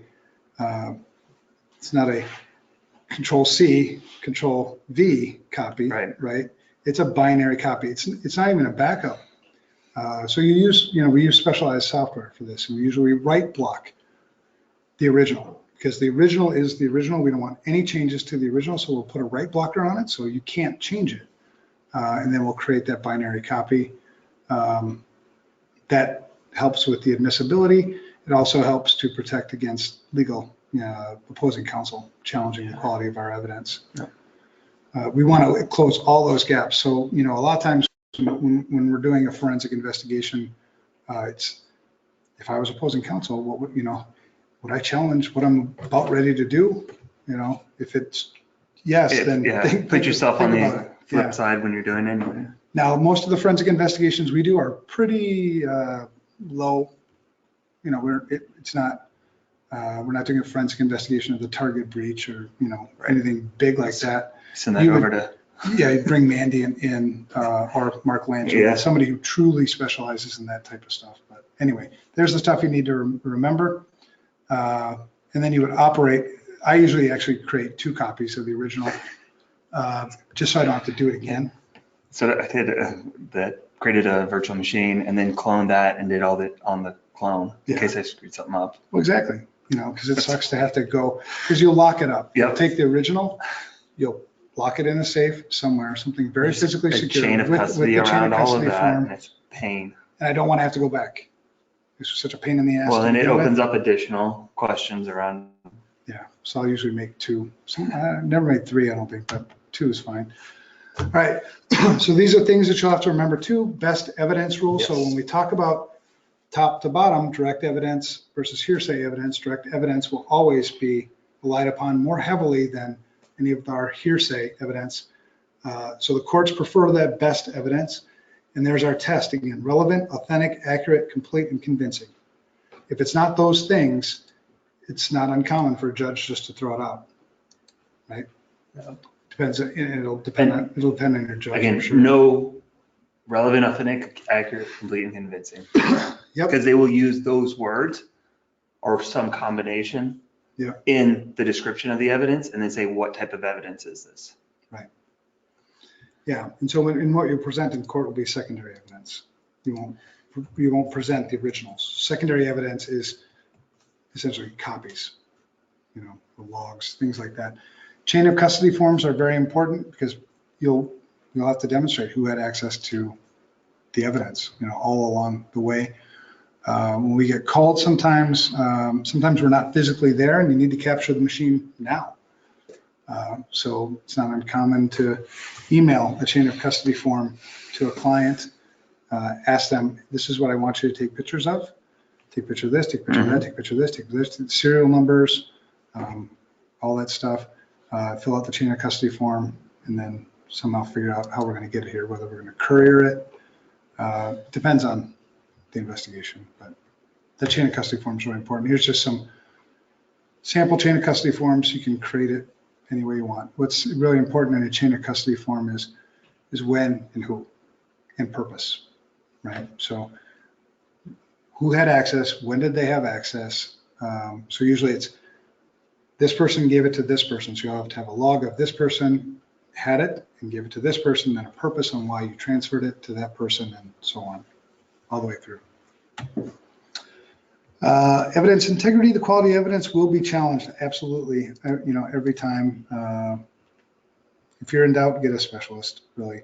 Checksums are used to just validate that this is a genuine copy of whatever it is I've made a copy of. If the way checksums work are a one-way hash function, the way one-way hash functions work is variable data hashes to a value.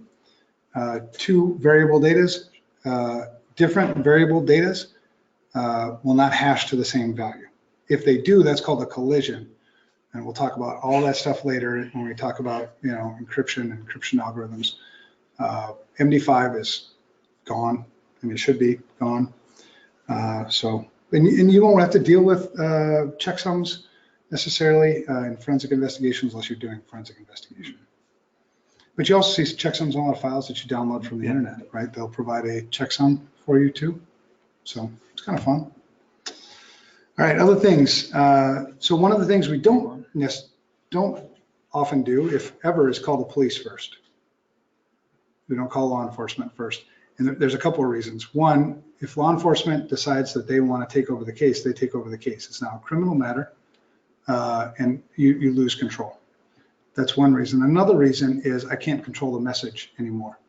In an incident investigation where I'm doing the incident response, I can control the message. I can control who learns about this incident. I can control what press releases we're going to create or whatever. I can control the whole message. When law enforcement gets involved, I no longer have that, right? If they want to issue a press conference and say something, I have no control over that. Most of the things that happen, they won't take anyway. They're not cases that they're capable of taking. I'll give you, for instance, I had that $800 some odd $1,000 financial fraud case that, it got to a point where you needed subpoena power. If I want to take this investigation any further, I need to subpoena records from another. Somebody needs to subpoena records, and I don't do that. I'm not a lawyer. And so we got the FBI involved, and it was $800 something $1,000, and they wouldn't take the case. It didn't exceed the threshold. I remember when the threshold used to be like 200,000. Yeah, no, unless it's unless it's upper seven widespread figures or something else. Yeah. So that's another reason I don't bring law enforcement. And another reason, yet another reason is you're reliant upon the skill level of the agency that does respond. So I did an investigation not all that long ago in New Ulm, Minnesota, right? And the client wanted to call the police, and I'm like, all right. So he called the New Ulm Police Department.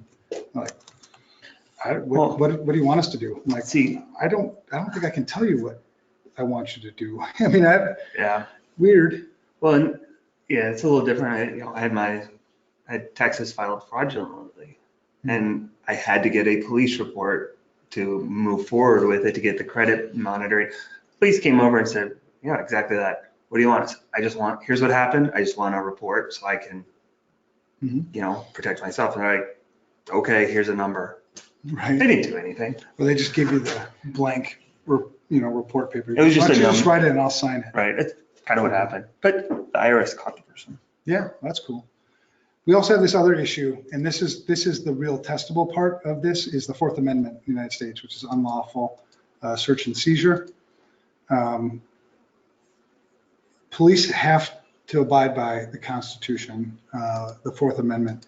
Private parties don't, right? So if this is an internal investigation, no law enforcement is involved, I don't need a search warrant to go and search a computer, right, in this company or organization.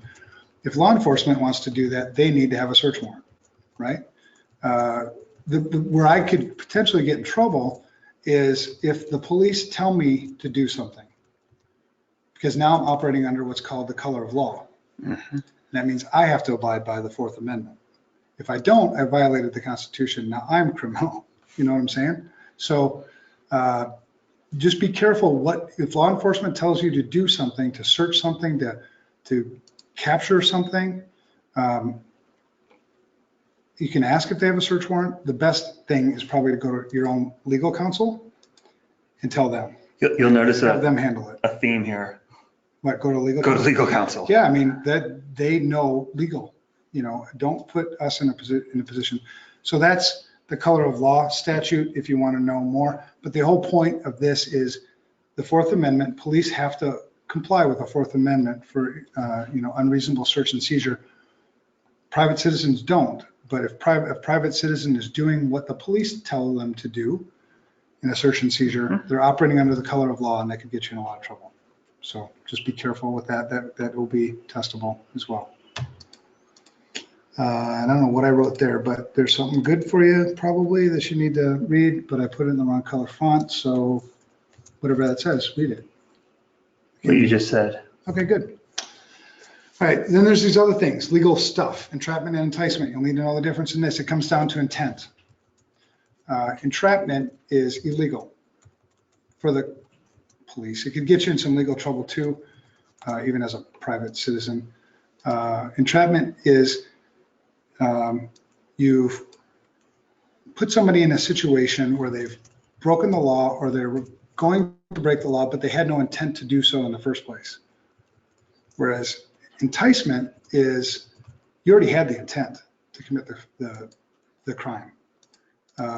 Therefore, that's legal.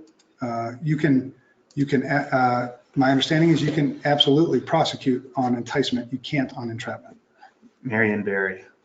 Marion Barry, there you go. But and the reason why I put honeypots here, sometimes we've seen or read attackers who have fallen for a honeypot and used entrapment as their defense, and they've won cases that way. So if you're going to set up a honeypot, do you know what a honeypot is? Okay. Honeypot is, for people, I guess, online, a honeypot is, essentially a system that I set up purposely to have vulnerabilities to try to attract people, attackers, to come and attack this thing. And what I'm doing is I'm watching their attacks so that I can learn attack techniques so that I can build better defenses. That's what a honeypot is. You also see honey net, which is just a network of honeypots. So that's why sometimes you can use, I think entrapment or enticement to, whatever, your advantage or not. I'm gonna go a little faster now. Trademarks, you need to remember trademarks too. You've got registered trademarks, that's a circle R, and you've got the TM. Anybody can put a TM on something. That's an unregistered trademark. That's the difference. There's also service marks. Service marks are sort of the same thing, but they're applied to a service, not a specific, I guess, brand. But you can also register service marks. So creation of a distinguishable brand, you can defend it. So if I've registered a trademark, I own that trademark. If somebody else wants to use that trademark, that's trademark infringement. I can go and issue a cease and desist, and if necessary, challenge it. Challenge it in court, challenge it with the trademark office, whatever. TMs can be used by anybody, unregistered. The registered ones have to go to the US Patent and Trademark Office. I don't know, $900, something like that, $1,000, whatever. We have a couple there that just as examples, Security Studio and Vendefense are registered trademarks. I think FRSecure might be, FRSecure is, yeah. Yeah. So some of the trademarks we've invested to protect that brand. That's why you register it. There's Coca-Cola, you can see the circle R, and then there's AARP, and you can see up in the top right, there's an SM, just as an example of how they, apply it. We've also got patents. Patents are a monopoly, meaning nobody else can use my patent without my approval for some period of time. That period of time is 20 years. And the reason why they do that is to incent you to create new things, to invent new things, knowing that there's an expense involved in you doing that, right? It takes time, it takes money to incent you to do that. Well, you can protect it for 20 years. This is really big in pharmaceuticals, right? You don't see generics come out until the patent expires, and then then you see like the price of the drug goes down and blah blah blah, because there's so much time and money. I mean, it costs some pharmaceuticals billions of dollars to create a new drug for something. If they were to release it on the market and everybody else just copied it, they'd never recoup that cost, so that they'd go out of business. So that's just one example of where patents are used. Has to be novel, has to be unique. You use patent attorneys to figure this stuff out. Is this patentable or not? There's a whole search process where they'll search the patent database and try to find if there's something already patented. It's a pretty long process. There's what's called a provisional patent, which as soon as I file the patent, I get what's called a provisional patent. That means the patent office hasn't actually approved my patent yet. It's provisional. A provisional patent does offer you the same protection as a patent. It's just temporary. Because if the patent office finds out that they're not going to issue your patent, the provisional goes away. But you get that to buy you that time, right? In case you told a friend and that friend's going to hurry up and go and issue their patent, it becomes a race. So after patent expiration, anybody can use it. It can be copied, whatever. Those are patents. The other thing is called trade secrets, which I'll get to in a little bit. Trade secrets can't be copied, but then we'll get to what that is. Copyrights, anybody can issue a copyright too. The copyright is automatically granted to whoever the creator is of the artistic work. Software is covered typically by copyright law. There's two limitations. These are testable. The fair sale doctrine allows me, if I bought something, I can sell it to somebody else, right? So I bought, bought a, I was gonna say a cassette tape. It's because I remember cassette tapes. I bought a cassette tape and I want to sell it in the garage sale. That's legal. CD, DVD. Yeah, that's all fair sale doctrine. That's fine. And there's also the fair use doctrine, where I can make a duplication, but there are specific requirements around that duplication. That's the Copyright Act of 1976. You don't have to know the Copyright Act of 1976, but essentially I can create a duplication, but I can't profit from it. And there's still restrictions in that too, because there might be a license agreement that explicitly prohibits the duplication. That starts to split hairs. What you need to remember is copyrights are automatically given to whoever created it. Software is typically covered under copyright law, and you've got the fair sale and fair use doctrine. Knowing the difference between those two is plenty for the test.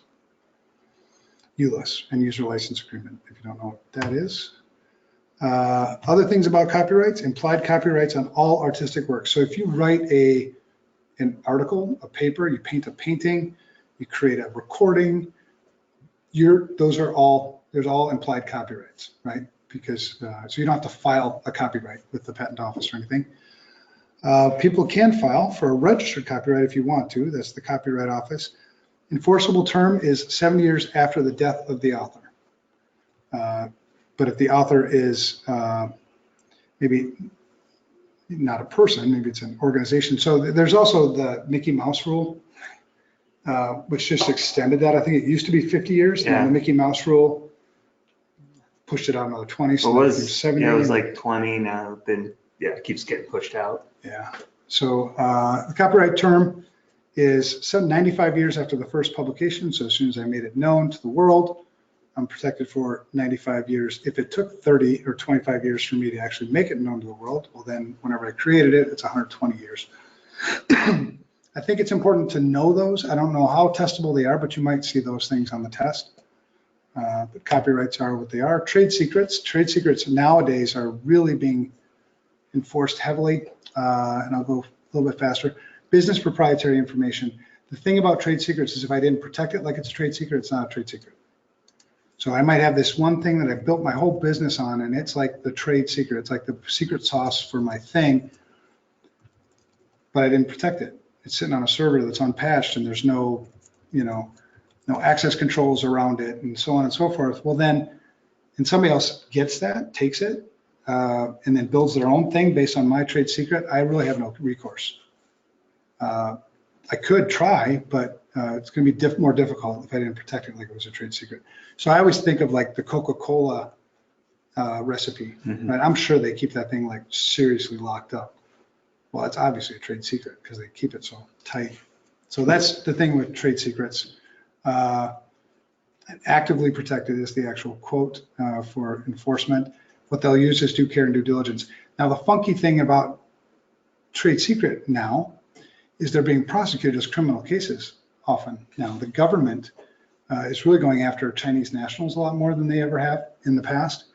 So if I'm going to be using due care and due diligence to determine whether or not this thing was actively protected, that starts to get a little funky, I think. So a lot of these cases actually end up being pled out. They don't end up actually getting prosecuted. But it's just kind of interesting information. Other types of infringement or attacks, privacy and copyright infringement, obviously Pirate Bay, BitTorrent. Does anybody still use BitTorrent? I haven't used BitTorrent, I feel like ever, but I don't know, I'm old now. Cyber squatting and typo squatting. So cyber squatting would be going essentially and registering a domain. If I know you're going to be starting a company, Brad Nye Enterprises, I might go and register bradnye.com. That's a cyber squat. If he registers bradnye.com and he spells it N-I-G-H and I just do N-I-E, NYE, like the something like that, guy. that might be a typo squat. So that's what those things are. Counterfeiting is just duplicating something. The Chinese counterfeit entire stores. I'll show you a picture of an Apple store that they didn't just counterfeit a phone. it counterfeit the whole damn store. It's crazy. Mhm. But that's one type of attack. And then dilution is another type of attack, which just happens over time. I don't know how you really protect against that, because you try so hard to get your brand name out there. Well, then it becomes so associated with the thing that it does that it becomes diluted. So now everybody refers to, you know, bandages that you put on your fingers, Band-Aids now, and same with Kleenex. So those are dilution, not really attacks, but you might see it on the test. Yeah, there's a whole Apple store for you in Singapore, China. I don't know, somewhere. It's bad. That's an example of a typo squat. Looks like it says U-type, I think. These are just some of this stuff is pretty fascinating. So if you ever go to the Department of Justice, these are almost always prosecuted as federal crimes. So you'll see the FBI involved, the Department of Justice will issue some type of press release if there's something newsworthy. They'll also, anytime an indictment is unsealed, it'll be published somewhere. So you can go look at indictments if you want. It's kind of interesting to see some of the things that you know, are kind of being targeted and what have you. It's just another example there. This one right here, I think was IBM. This one, I don't remember who it is. And this is a video that you can watch when you get the slides if you want. It's kind of a long video, but you know, it's Jeff Sessions, you know, given to talk about, you know, the increased enforcement action and trade secrets and what have you.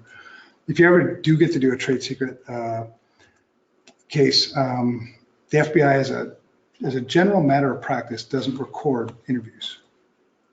So they document them in Form 302 or whatever. So when you do a case, you have to read so many Form 302s. It's just be so much easier if you just listen to something. But as a matter of practice, they don't normally do that for some reason. I'm sure they have a reason. I'd never asked. So privacy, again, confidentiality, examples of PII. Those are all examples of PII.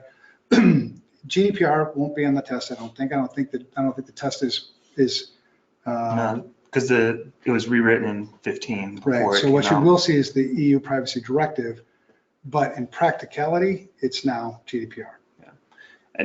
There's not a huge difference. So if I was to tell you about privacy, not tell you about what's sort of current, it'd be doing you sort of a disservice.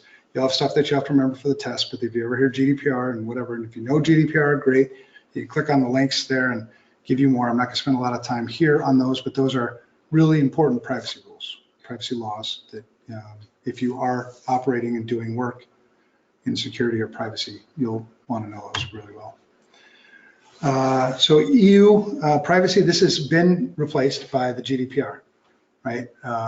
This is what it was. It was an aggressive pro-privacy law. It was very difficult for any US corporation to comply with it. It was actually impossible because one of the things in this directive was that you couldn't do business with a business operating in another country that didn't have at least as restrictive laws as the EU. Well, the US didn't have those, not nearly as restrictive, so you couldn't really do any business. So they created what was called the safe harbor and whatever. So you'll need to know the EU Privacy Directive, aggressive pro-privacy. It's all about empowering citizens, individuals, right? Because it's their data, it's their private data. Allowed for opt-out with certain third parties, and then opt-in was required for real sensitive stuff. Reasonable protections, no transmission out of the EU unless, you know, and I already stated that stuff. So yeah, replaced, boom. May 25th, 2018. With this real quick, because people keep asking about with the book and the older version, keep in mind the CISSP is primarily about the theory and the high level concepts, not specific technologies, doesn't go into depth in these laws. So as long as you understand the concepts and the basics, you'll be okay. Yeah, and that's pretty much what we've covered in a lot of these slides is the basic stuff that you'll need to remember. It doesn't substitute for reading. No. You need to read the book. You need to master kind of reading the book because it'll take all these things and put them into context. So then when you go to try to apply it at the test, the connections will all fit. So don't just take the slides, use them as your only prep and then go take the test. It ain't gonna work. Other stuff, so GDPR, There's more stuff about GDPR for your benefit. You can read it when you want to, not going to be testable, but good information for if you're practicing. This is old, not used anymore, but it's in the book and it's probably still testable. Mm-hmm. These were driving principles around privacy. OECD, not mandatory, and those were the principles. You don't need to necessarily memorize the principles. Know what OECD privacy guidelines were, know that they were not mandatory, and know that there were 8 of them. That's all you need to know for the exam. But good information there as well. There's the website, what it used to look like. I don't know if it still looks like that or not.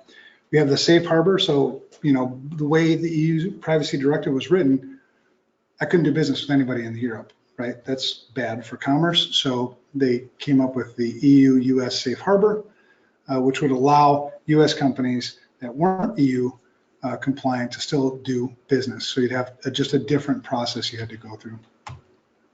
Also replaced by GDPR. Because now GDPR applies to anybody who stores any information about an EU citizen, but then there's debate about what an EU citizen is. Just like any law, it's going to have to be interpreted first. So you're going to have to see some fines and see some people pay the price a little bit. Oh, that's what you meant. Okay, got it. There'll be some of that. HIPAA. So HIPAA's been around since 1996. We have the security rule, the privacy rule, and the breach notification rule. The security rule, which is the one we're most concerned about, was finalized in 2003. It was modified in 2009 with HITECH. If you ever heard meaningful use requirements, that came at that time. Meaningful use requirements were incentives where CMS or Health and Human Services would pay you as a hospital to move to electronic medical records, right? Part of that, there was one specific requirement at the end, which was that you have to conduct a risk assessment, right? So that was kind of their way to force you, but still incent you to do that. That happened in 2009. And then the omnibus rule, which is the last part, which was where the breach notification rule came in, was in 2013. And you also had really increased penalties came there. 2013 also came the wall of shame. So if you want to look at all the breaches that have been reported to DHS, you'll see that. What else came in the omnibus? This business associates. So anybody who's doing business with a covered entity, business associates have to comply with the same rules as the covered entity. That was a shift. That was different. And you better have your business associate agreements documented and kept safe, because North Memorial, just down the street, got dinged a couple of years ago for $1.5 million, not because they didn't have a business associate agreement, but because they couldn't produce it. Yeah. And they're still in the compliance action plan. Great client, great security program, great people. It just sucks that because you couldn't produce that business associate agreement, and it was all related back to the Accretive breach. Do you remember the Accretive breach with Fairview? Accretive was a contractor who was a billing contractor that had a bunch of confidential information on a laptop. The consultant left the laptop in the car. The laptop was stolen. Breach. Lori Swanson, who was the Attorney General at the time, basically banned Accretive from doing any business in Minnesota ever again. I mean, it was funky. For the exam. Oh, sorry. No. I just want to talk too much. I know. I got you. I'm gonna start elbowing you. Okay. Know what the years. You don't need to know specifically what's in it. It's good for context. Good to understand it. You will need to know HIPAA 96, Security Rule 2003, HITECH 2009, Omnibus 2013. Yep. They'll ask which rule was passed in this year. Risk analysis is required. It's always been required. It's in the original language, in 1996, and it requires administrative, physical, and technical safeguards. So it fits perfectly with what our definition. You know that the intent of the law was correct. The letter of the law was what people were doing. Right. So it just whatever. OCR, if you ever hear OCR, the Office for Civil Rights, they're the enforcement arm of. They only do investigations. They tried to get into the audit game, meaning go out and proactively audit hospitals. That's since sort of fallen down. So now they investigate. So they come in afterwards, and whatever the OCR says, you probably should just do. That would be administrative law, right? Other laws, which are more sort of obscure, we don't run into them very often, but they'll be on the exam. And what's in the bullets is basically all you need to know about these laws. The Electronic Communications Privacy Act, amended by the Patriot Act. So the Patriot Act came about after the 9/11 attacks, which allowed, it really loosened the restrictions on wiretapping.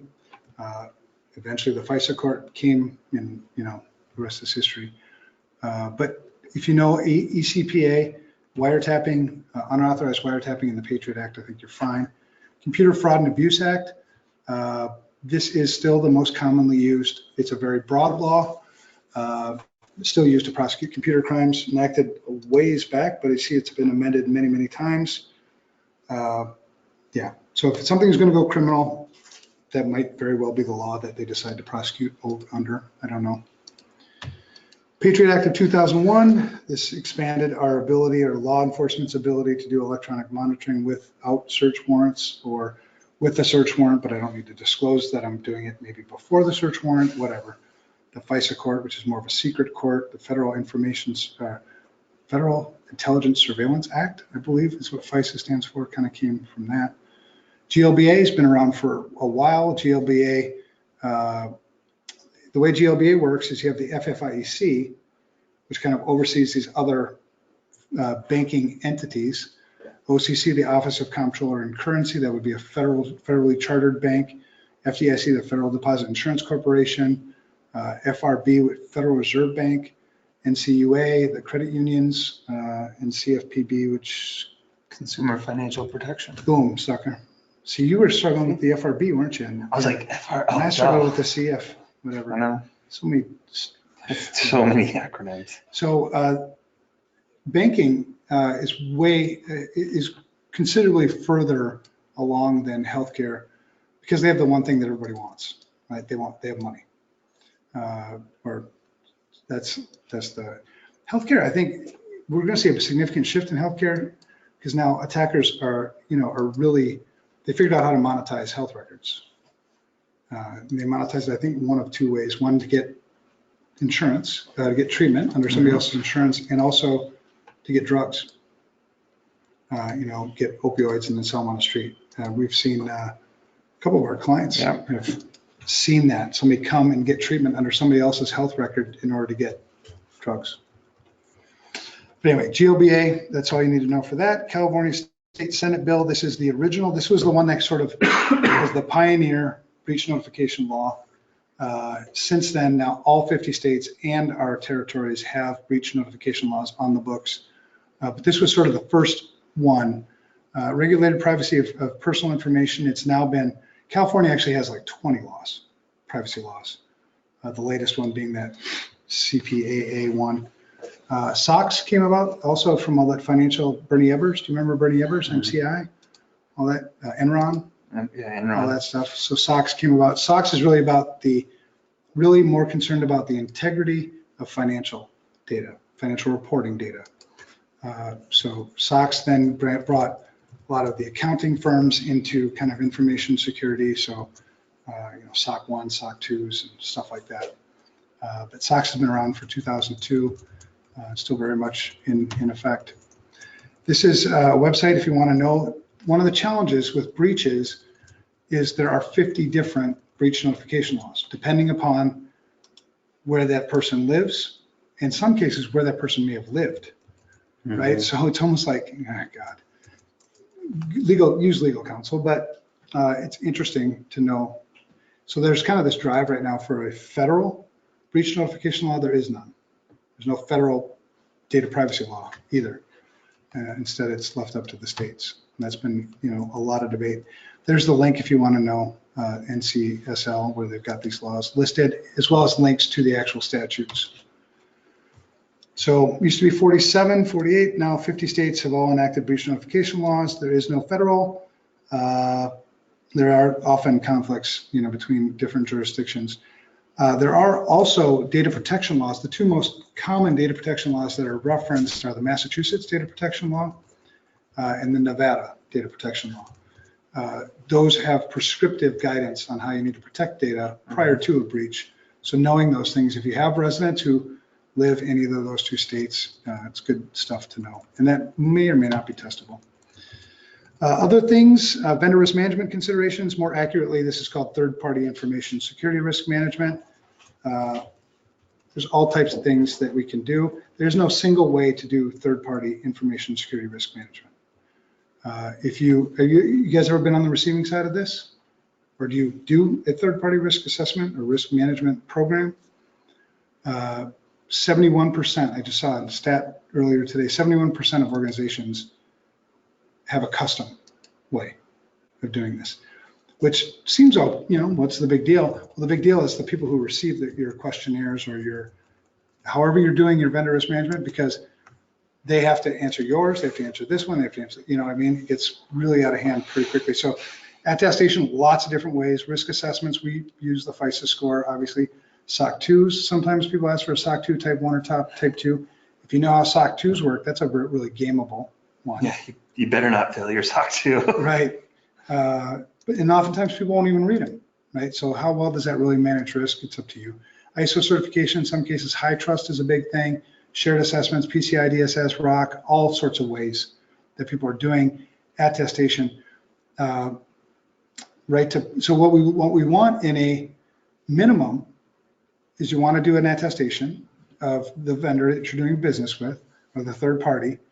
What type of information are we sharing with you? What type of access do you have to our system? So on and so forth. That's inherent risk. Then the residual risk is the assessment you do to take their controls into account, right? And that would give you your risk assessment. You need to have something there. You want to always work with legal counsel to make sure you have the right to audit. Minimum. Mm-hmm. I have right to penetration test too, because that's in the book, but truly it's the right to audit. Under certain circumstances, I have the right to go and audit this vendor to make sure they actually have the controls that they say they have in place. Procurement, usually this is part of the procurement process. Also, mergers and acquisitions, divestitures, or the divestors. You have to take this into account, because the fact of the matter is nobody treats your information as securely as you do. Nobody cares about your information as much as you do. So when you give it to a third party, even friends, you've lent out tools to friends before, right? Have you done that? And never got them back? Or got them back and it's like, dude, that's not the same shape it was when I lent it to you, I don't trust people enough. Right. This is very testable. This is the ISC squared code of ethics. There are the 4 canons right there. In order, must be memorized, very testable. Yes. They're mandatory. So canons in order: protect society, the Commonwealth, and the infrastructure. The big thing. Actionably, act honorably, honestly, justly, responsibly, and legally. So you may see a question that will pit one or two of the canons, or pit two of the canons against each other. So it would be okay for me, reading it this way, to lie if it was to protect society. Mm-hmm. Right? So if you get a question that's sort of like, well, gosh, which one should I violate? Violate the one that's ranked lower. Yep. Provide diligent and competent service to principals. I think that should be like closer to number one, because holy crap. Advance and protect the profession, right? So there they are in order. And the biggest thing, protect society, Commonwealth infrastructure. On the exam, here's your freebie. If it ever says protect human life, that is your answer every time. Answer. Yep. Every time. Totally. Yep. Yeah, you don't even have to read the question. If you see human life on there, just check that one. No, you should probably still read the question. Read the question. Yeah. So you have 3 hours. Right. Other ethics, these things you'll need to just know the title, know that it's an ethics thing. And this one's pretty easy. So the Computer Ethics Institute has their 10 commandments, and you can read them. It's about a bunch of thou shalt, because I don't know, computer geeky people are geeky. So we use thou. I don't use thou. Do you use thou? No. It's like reading the King James version. Don't use of the Bible. shalt either. You guys have you ever read the King James version of the Bible?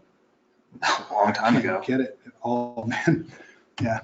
Anyway, thou shalts. There's all your thou shalts. If you want to read them, feel free. What's testable is Computer Ethics Institute, knowing that there are 10 commandments. Tie those 2 things together, and you should be fine. Internet Activities Board, so IAB. This is an actual RFC. So RFCs are requests for comment. They're used to govern the internet. So there's, I don't know how many RFCs there are now. A lot. I don't know. We'll cover a lot of RFCs when we get into technical stuff. Yeah, You only and they're get, all clear text. You can go out and look at them. yeah, you just, if you see ethics in the internet, know it's RC 1087. That's what the kind of the level they're going to go to on that. Yeah, they won't get into the details of it, but if you do want to read it, it's kind of interesting. All right, information security governance. I'm over, but we're having so much fun. Plus, people are sitting at home. There's chilling. still, yeah, we still got good attendance. All right, so governance. Policies are things to remember. You got policies, standards, guidelines, and procedures. This is what you need to remember. Policies, mandatory, high-level guidance. You'll never see technology, specific technologies mentioned in policy, or you shouldn't. There's different types of policies. You've got a program policy, you've got system policies, you've got departmental policies. Policies are high-level. They're the rules for the game. Like I always think of policies as like I go to Target and I buy a new board game that I've never played before, you know, sit down with my friends and we're going to play this board game we've never played before. How many people do you think read the rules? Nobody I reads. mean, you play games? How many people read the rules? One? Right, one person reads the rules. What do we do in our industry? Sign off that you've read and understood the policies. BS. They're not reading your policies. No matter what you think, they're not reading your policies. So it's like you're almost getting your relationship off on the wrong foot. We're getting our relationship off on a lie. You just lied to me saying that you read my policies. You didn't read my policies. No. So don't even go there with that, because that's not what they're meant for. And I think that's one of the reasons why people hate policies so much, is we don't use them the way they're supposed to be used. Policies are meant to be reference documents. They're not meant to be read, right? So just like games, the rules for a board game, one person reads it and then disseminates it out to everybody else. This is the rules for the game. This is how we're going to play the security game in this company. When you have questions, let's go back to the policy and let's reference it, right? Just like I would do in a board game. You're playing the board game and like, how many spaces am I supposed to move for that? Let's go reference the policy or the rules. That's how policies are supposed to be used. They have purpose, they have scope. Every policy has to have a scope. You should also have in your policy, and it's not here and it's not maybe in the book, is the audience.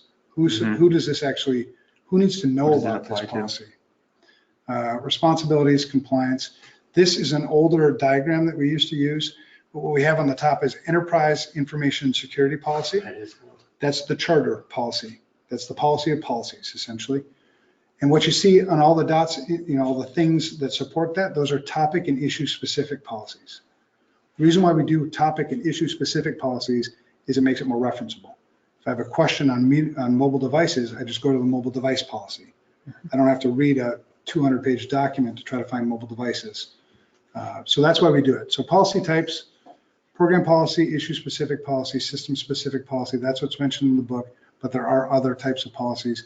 You can see the supporting stuff, standards, guidelines, and procedures. Standards are also mandatory. You want to memorize this. Standards are mandatory. They're usually focused on a specific use of a technology, right? But there's all kinds of things that you can do to comply with the standard that aren't specific to individual configuration items or step-by-step stuff. Step-by-step is always procedure. I read a procedure that if I didn't know anything about your thing, if I can read your procedure and do the thing, it's a good procedure.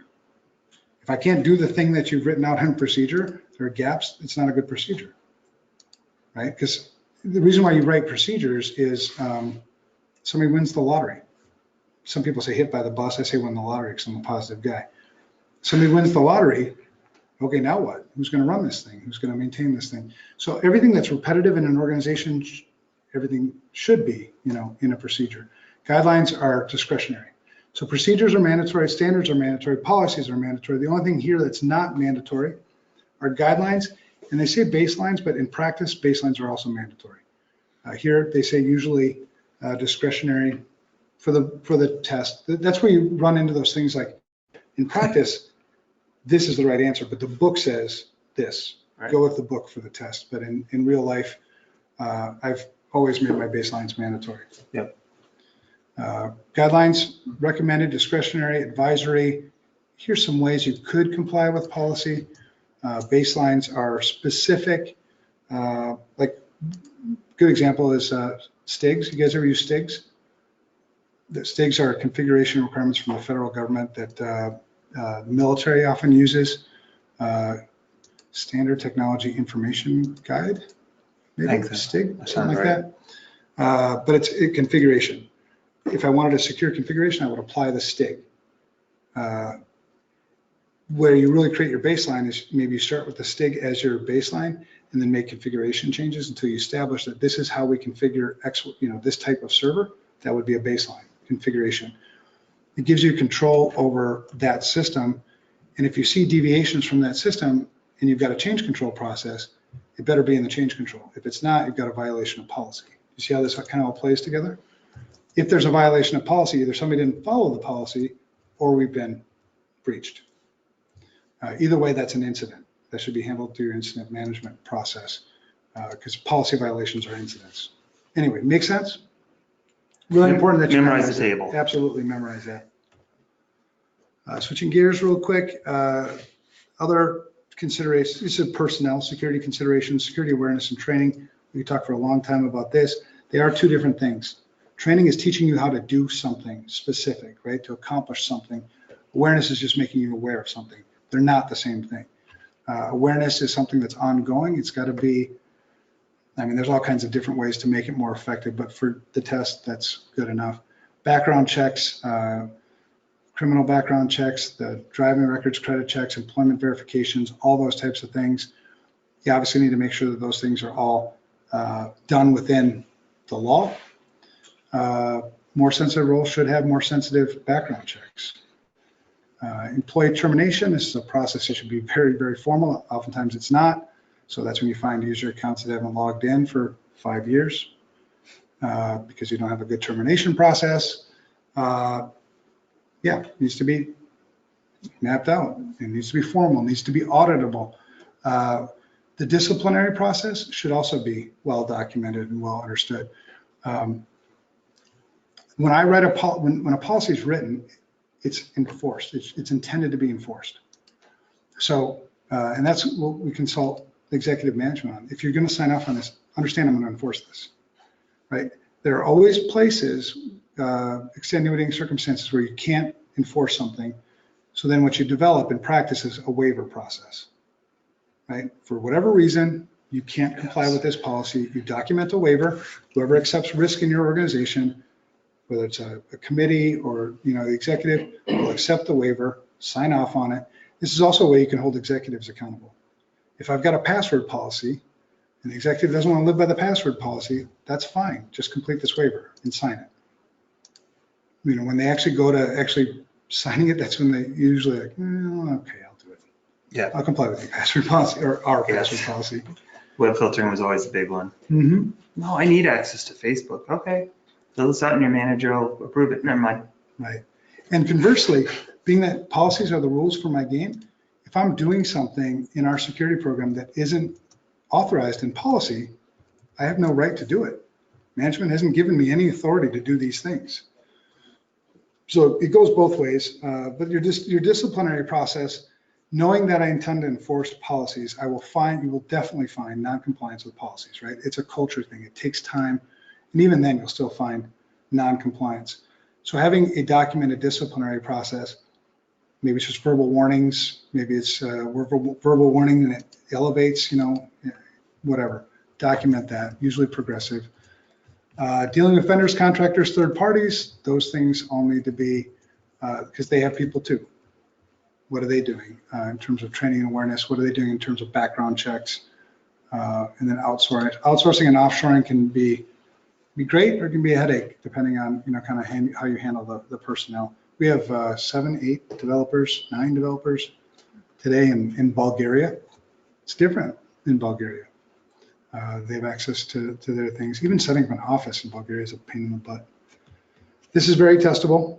So I'm not going to go into too much detail here, but you'll need to be able to tell them. So they'll give you a scenario, they'll give you a specific control, and they'll tell you what type of control is this. And they'll say, preventative, administrative, or detective, technical, or whatever they're going to give you, and you need to pick it out. If you just go with the control, so take a security guard, for instance. Is a security guard an administrative, technical, or physical control? generally it's an administrative control. When you think of administrative controls, think of people, right? It's the things we use to govern people. You could potentially say it's a physical control too, but you'll have to, reconcile that based on the context they give you. But would you say that a security guard is a preventative, detective, corrective, recovery, deterrent, or compensating control? It's like kind of all of them, Depends right? on the If I'm an attacker and I situation. see a security guard there, that's a deterrent control. I'm going to turn around and go attack somewhere else. They also can, clean things up, put things back together again after something happened. So it could be a recovery control. Recovery controls are typically longer period recoveries. Corrective is a short term, put things back together quickly. That's the difference between corrective and recovery. Detective controls, SIM is typically a detective control, right? It would alert me to something, it detects something. Intrusion prevention and detection are detective controls. Antivirus can play a preventative control and a detective control and a corrective control, right? So it depends on the context. So being able to put it in the right buckets, antivirus is an obvious technical control. Depending on what it's actually doing in the scenario would tell me if it's preventative, detective, or corrective. Antivirus probably isn't going to be a deterrent control. It's probably not going to be, well, it could be a compensating control if I've got maybe FIM, file integrity monitoring on that system too, or something, Yeah, I think the good one was like cameras and a video recording system, right? So it could be preventative. People see the cameras. Could be detective. Something happened. We need to go back and see what if I see it, happened. it'd be a deterrent. Or yeah, that's what I meant. Yeah. It's late. I hear you. Yeah, well, I even said it would keep them, whatever that. Right. But or it could be compensating. Absolutely. I could have a door lock and it's compensating for that. Right. So A physical key versus a just pay electronic attention badge. because you will see a question, at least one, on this, and just take it into context. So read it in the book, understand what these different types of controls are. They're pretty self-explanatory, but yeah, you'll see test questions on that. All right, risk analysis. Holy crap, am I going late? Why did I talk so much? All right, sorry. Risk analysis. You guys can leave if you want. This is going to be recorded, and we can catch up later. Sorry. These kids be talking about security, bro. I can talk all day long, pretty much. All right, risk analysis. All decisions should be driven by risk. Where you should spend your next information security dollar is where you have your most significant risk. And to qualify that even more, you should spend it where you have the most significant unacceptable risk, right? Because some of those risks you might just accept. Most people don't assess risk well, formally or informally. In order for me to do this, I have to take into account the asset itself, the threats and the vulnerabilities. So risk is threat times vulnerability. The math doesn't work exactly like that. There's more to it, but that's how it's usually referenced, right? Because you have some function of taking threat and vulnerability, combining them together to come up with risk. The threat and vulnerability end up being likelihood and impact, in the transformation into risk. But risk is that. These things are very testable. So I even bolded it, made it capitalized. Yeah, you will have to be able to calculate these. Yeah. So, and we'll read the book and we'll quiz it on Monday, right? So Monday, Brad's going to teach, so he will go much faster and we'll be happier. But you have to be able to calculate this. So read this in the book, be able to calculate it. It's really pretty simple when you think about it. So the first thing I need to do is I need to take asset value. What is the asset worth? Because I'm going to take the asset value and I'm going to take the weakness. So when I said something that has no weakness, it doesn't matter what the threat is. And usually you take exposure factor as a percentage of the asset value, right? So you'll see in the test, asset value is $10,000, exposure factor is 80%, 20%, say 80% is pretty big. It's 20%. Well, that means my single loss expectancy is $2,000, right? The annual rate of occurrence, the ARO, is I expect this thing to happen 6 times this year. So 6 times 2,000 gives me $12,000. That's my annualized loss expectancy, right? So if you play this math out even more, if I put a control in place that costs me $1,000, that will reduce my exposure factor from 20% to 10%, right? So essentially cut my $12,000 to $6,000, and the control is only going to cost me $1,000. That's a positive investment, right? You see how that kind of all plays out? And it's all in the book. Master it, understand it. but those are the functions. So, and what you're kind of going after here is more of a quantitative risk analysis. Quantitative means it's measurable with specific objective measurables. The most common quantitative, or the one that we try to do, is not we try, but some people try, is based on dollar amount. The problem is you don't have any loss data. I mean, what does it really cost to lose a health record? You got Panama, but there's 70 companies in that study. You don't think that there's a sample error there? 70 companies representing 7 million companies. So at the end of the day, truly quantifiable risk analyses cannot be done. So no ALE, no asset value, exposure factor, annual rate of occurrence, and single loss expectancy. And that the math is very logical. It's very straightforward. It should be pretty easy. If you have questions on this or you struggle with this, let us know and we'll spend a little more time, explaining it. This is what's called a risk matrix. This is called a qualitative risk analysis, and it's usually pretty subjective, right? So you'll get, the way it typically works, you take some experts who know the thing, the asset really well, maybe know threats and vulnerabilities really well. They're going to sit down and say, what do we think? Will we plot this particular threat? So you'd have to have a list of threats, apply them to your assets, and kind of go through your risk assessment that way. And in terms of that, going back to that risk tolerance, management may issue, our risk tolerance is everything that's extreme must be mitigated or mitigated or avoided. Everything that's high, we can do these decisions. Everything that's medium. So then, you take management having to out of every individual risk. That's how you'd use that. So qualitative risk analysis and quantitative, you'll need to know the difference. Qualitative risk analysis is using expert opinions, judgments. It's not hard dollars. It's not not ones and zeros. It's not specific numbers, not dollar amounts. So if you see a risk analysis that equates to dollar amounts, it's always a quantitative risk analysis. The problem is you can't ever have a truly quantitative risk analysis because you don't have the data to do a truly quantitative. You're going to have to use your judgment in risk analyses. So you understand the difference between qualitative and quantitative? Quantitative is specific hard metrics, usually dollars. Qualitative is a lot of subjectivity, judgment, opinion is all qualitative. There are truly thousands and thousands, not thousands and thousands, maybe thousands of different risk assessment, risk analysis methodologies that you could choose. You could develop your own. One that you might see referenced is NIST SP. NIST is National Institute of Standards and Technology. SP stands for Special Publication. That's the number assigned, 800-30. These are all public. If you were to Google NIST SP 800-30, you would be able to go and look at the document yourself so you can reference it. Is a risk analysis methodology. It has 9 steps in the process. You'll need to know that. You'll need to know NIST SP 800-30 is a risk analysis methodology, and there's 9 steps.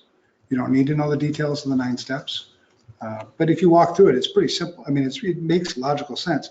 First, you need to characterize the system. That's your asset management. Identify the threats, identify the vulnerabilities. You're mapping these things together.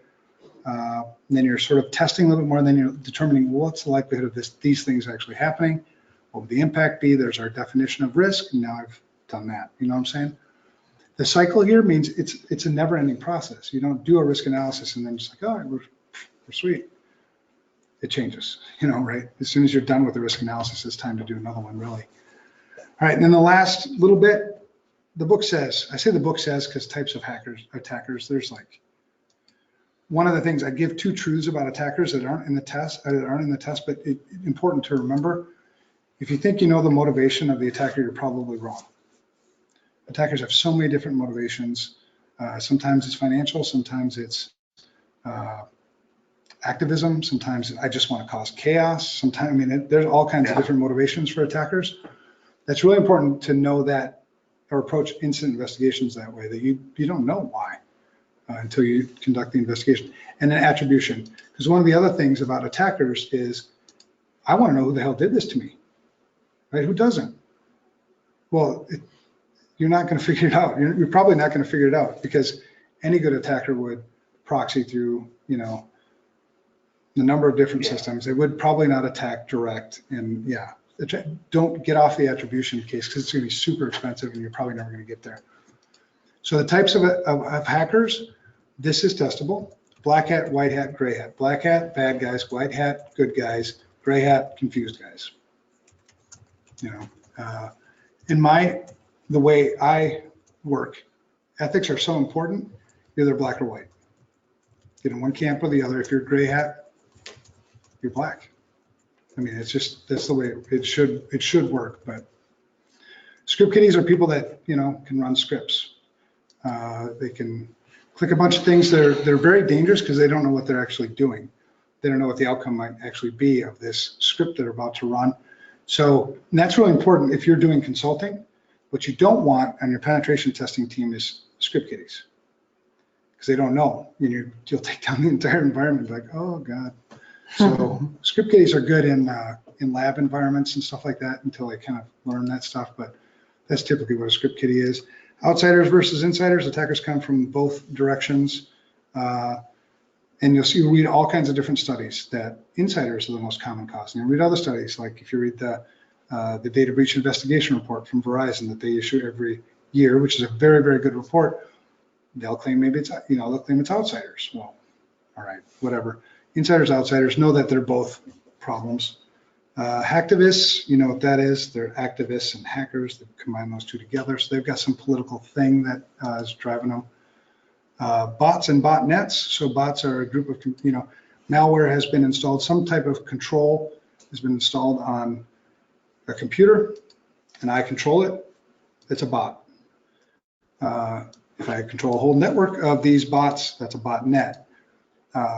You've got command and control, right? That's the central sort of control of the botnets. Nowadays, you can go buy botnets. You can go rent a botnet to go attack your friends if you want. It's not legal, but you can do it. And a lot of times, people are using that for DDoS attacks, distributed denial of service attacks, stuff like that.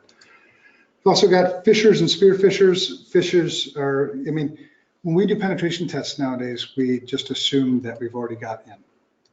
It's 12, 15 minutes maybe to get in. Yeah. Meaning get somebody to phish, and you inevitably, so many organizations still have single factor authentication hanging out there somewhere. So yeah, phishers and spear phishers. The difference between phishers and spear phishers, and then there's whaling too. Spear phishers have a specific, oftentimes custom attack because they know something about you, right? So because there's a better chance of success. If I reference a bank that you do business with, or I reference a company, or I reference a person you know, those are all spear phishers. The phishers are just cast a wide net and see, you know, spear phishers, you might see 30 to 35% click rate. On a phishing attack, you might see less than 10, right? And you'll see a lot of people reference, oh yeah, we do phishing tests all the time, and our click rate's like 3%. Hey, we do it, it's like 45. Yeah, right, because it's different types of phishing attacks. Vishers is voice, so that'd be calling somebody and trying to talk them out of information. And whalers, or whaling, is going after executives, going after a CEO or C-level somebody. And that's it. Sorry I'm so late, but man, I just got to talking. We had a lot of information. We got through it. We do have 4 days to get, you know, to kind of digest this a little bit. Read the book if you haven't read chapters. Read chapters 1 and 2. Monday we'll be digging into chapter 3. We'll start with that standard format where we'll start with the quiz, and then we'll just dig into chapter 3. Brad's much better at time management, so I'm sure we'll get through that on time. Fast. Yeah. Let's say if you have the opportunity to just hit some of maybe the high level of 3, not a bad idea, but we've covered a lot already. Yeah. So that was kind of our first dive, and I obviously don't have my timing down right because we do have some classes where we're going to hit like 120, 130 slides. This so is a light class. I'll be moving much faster.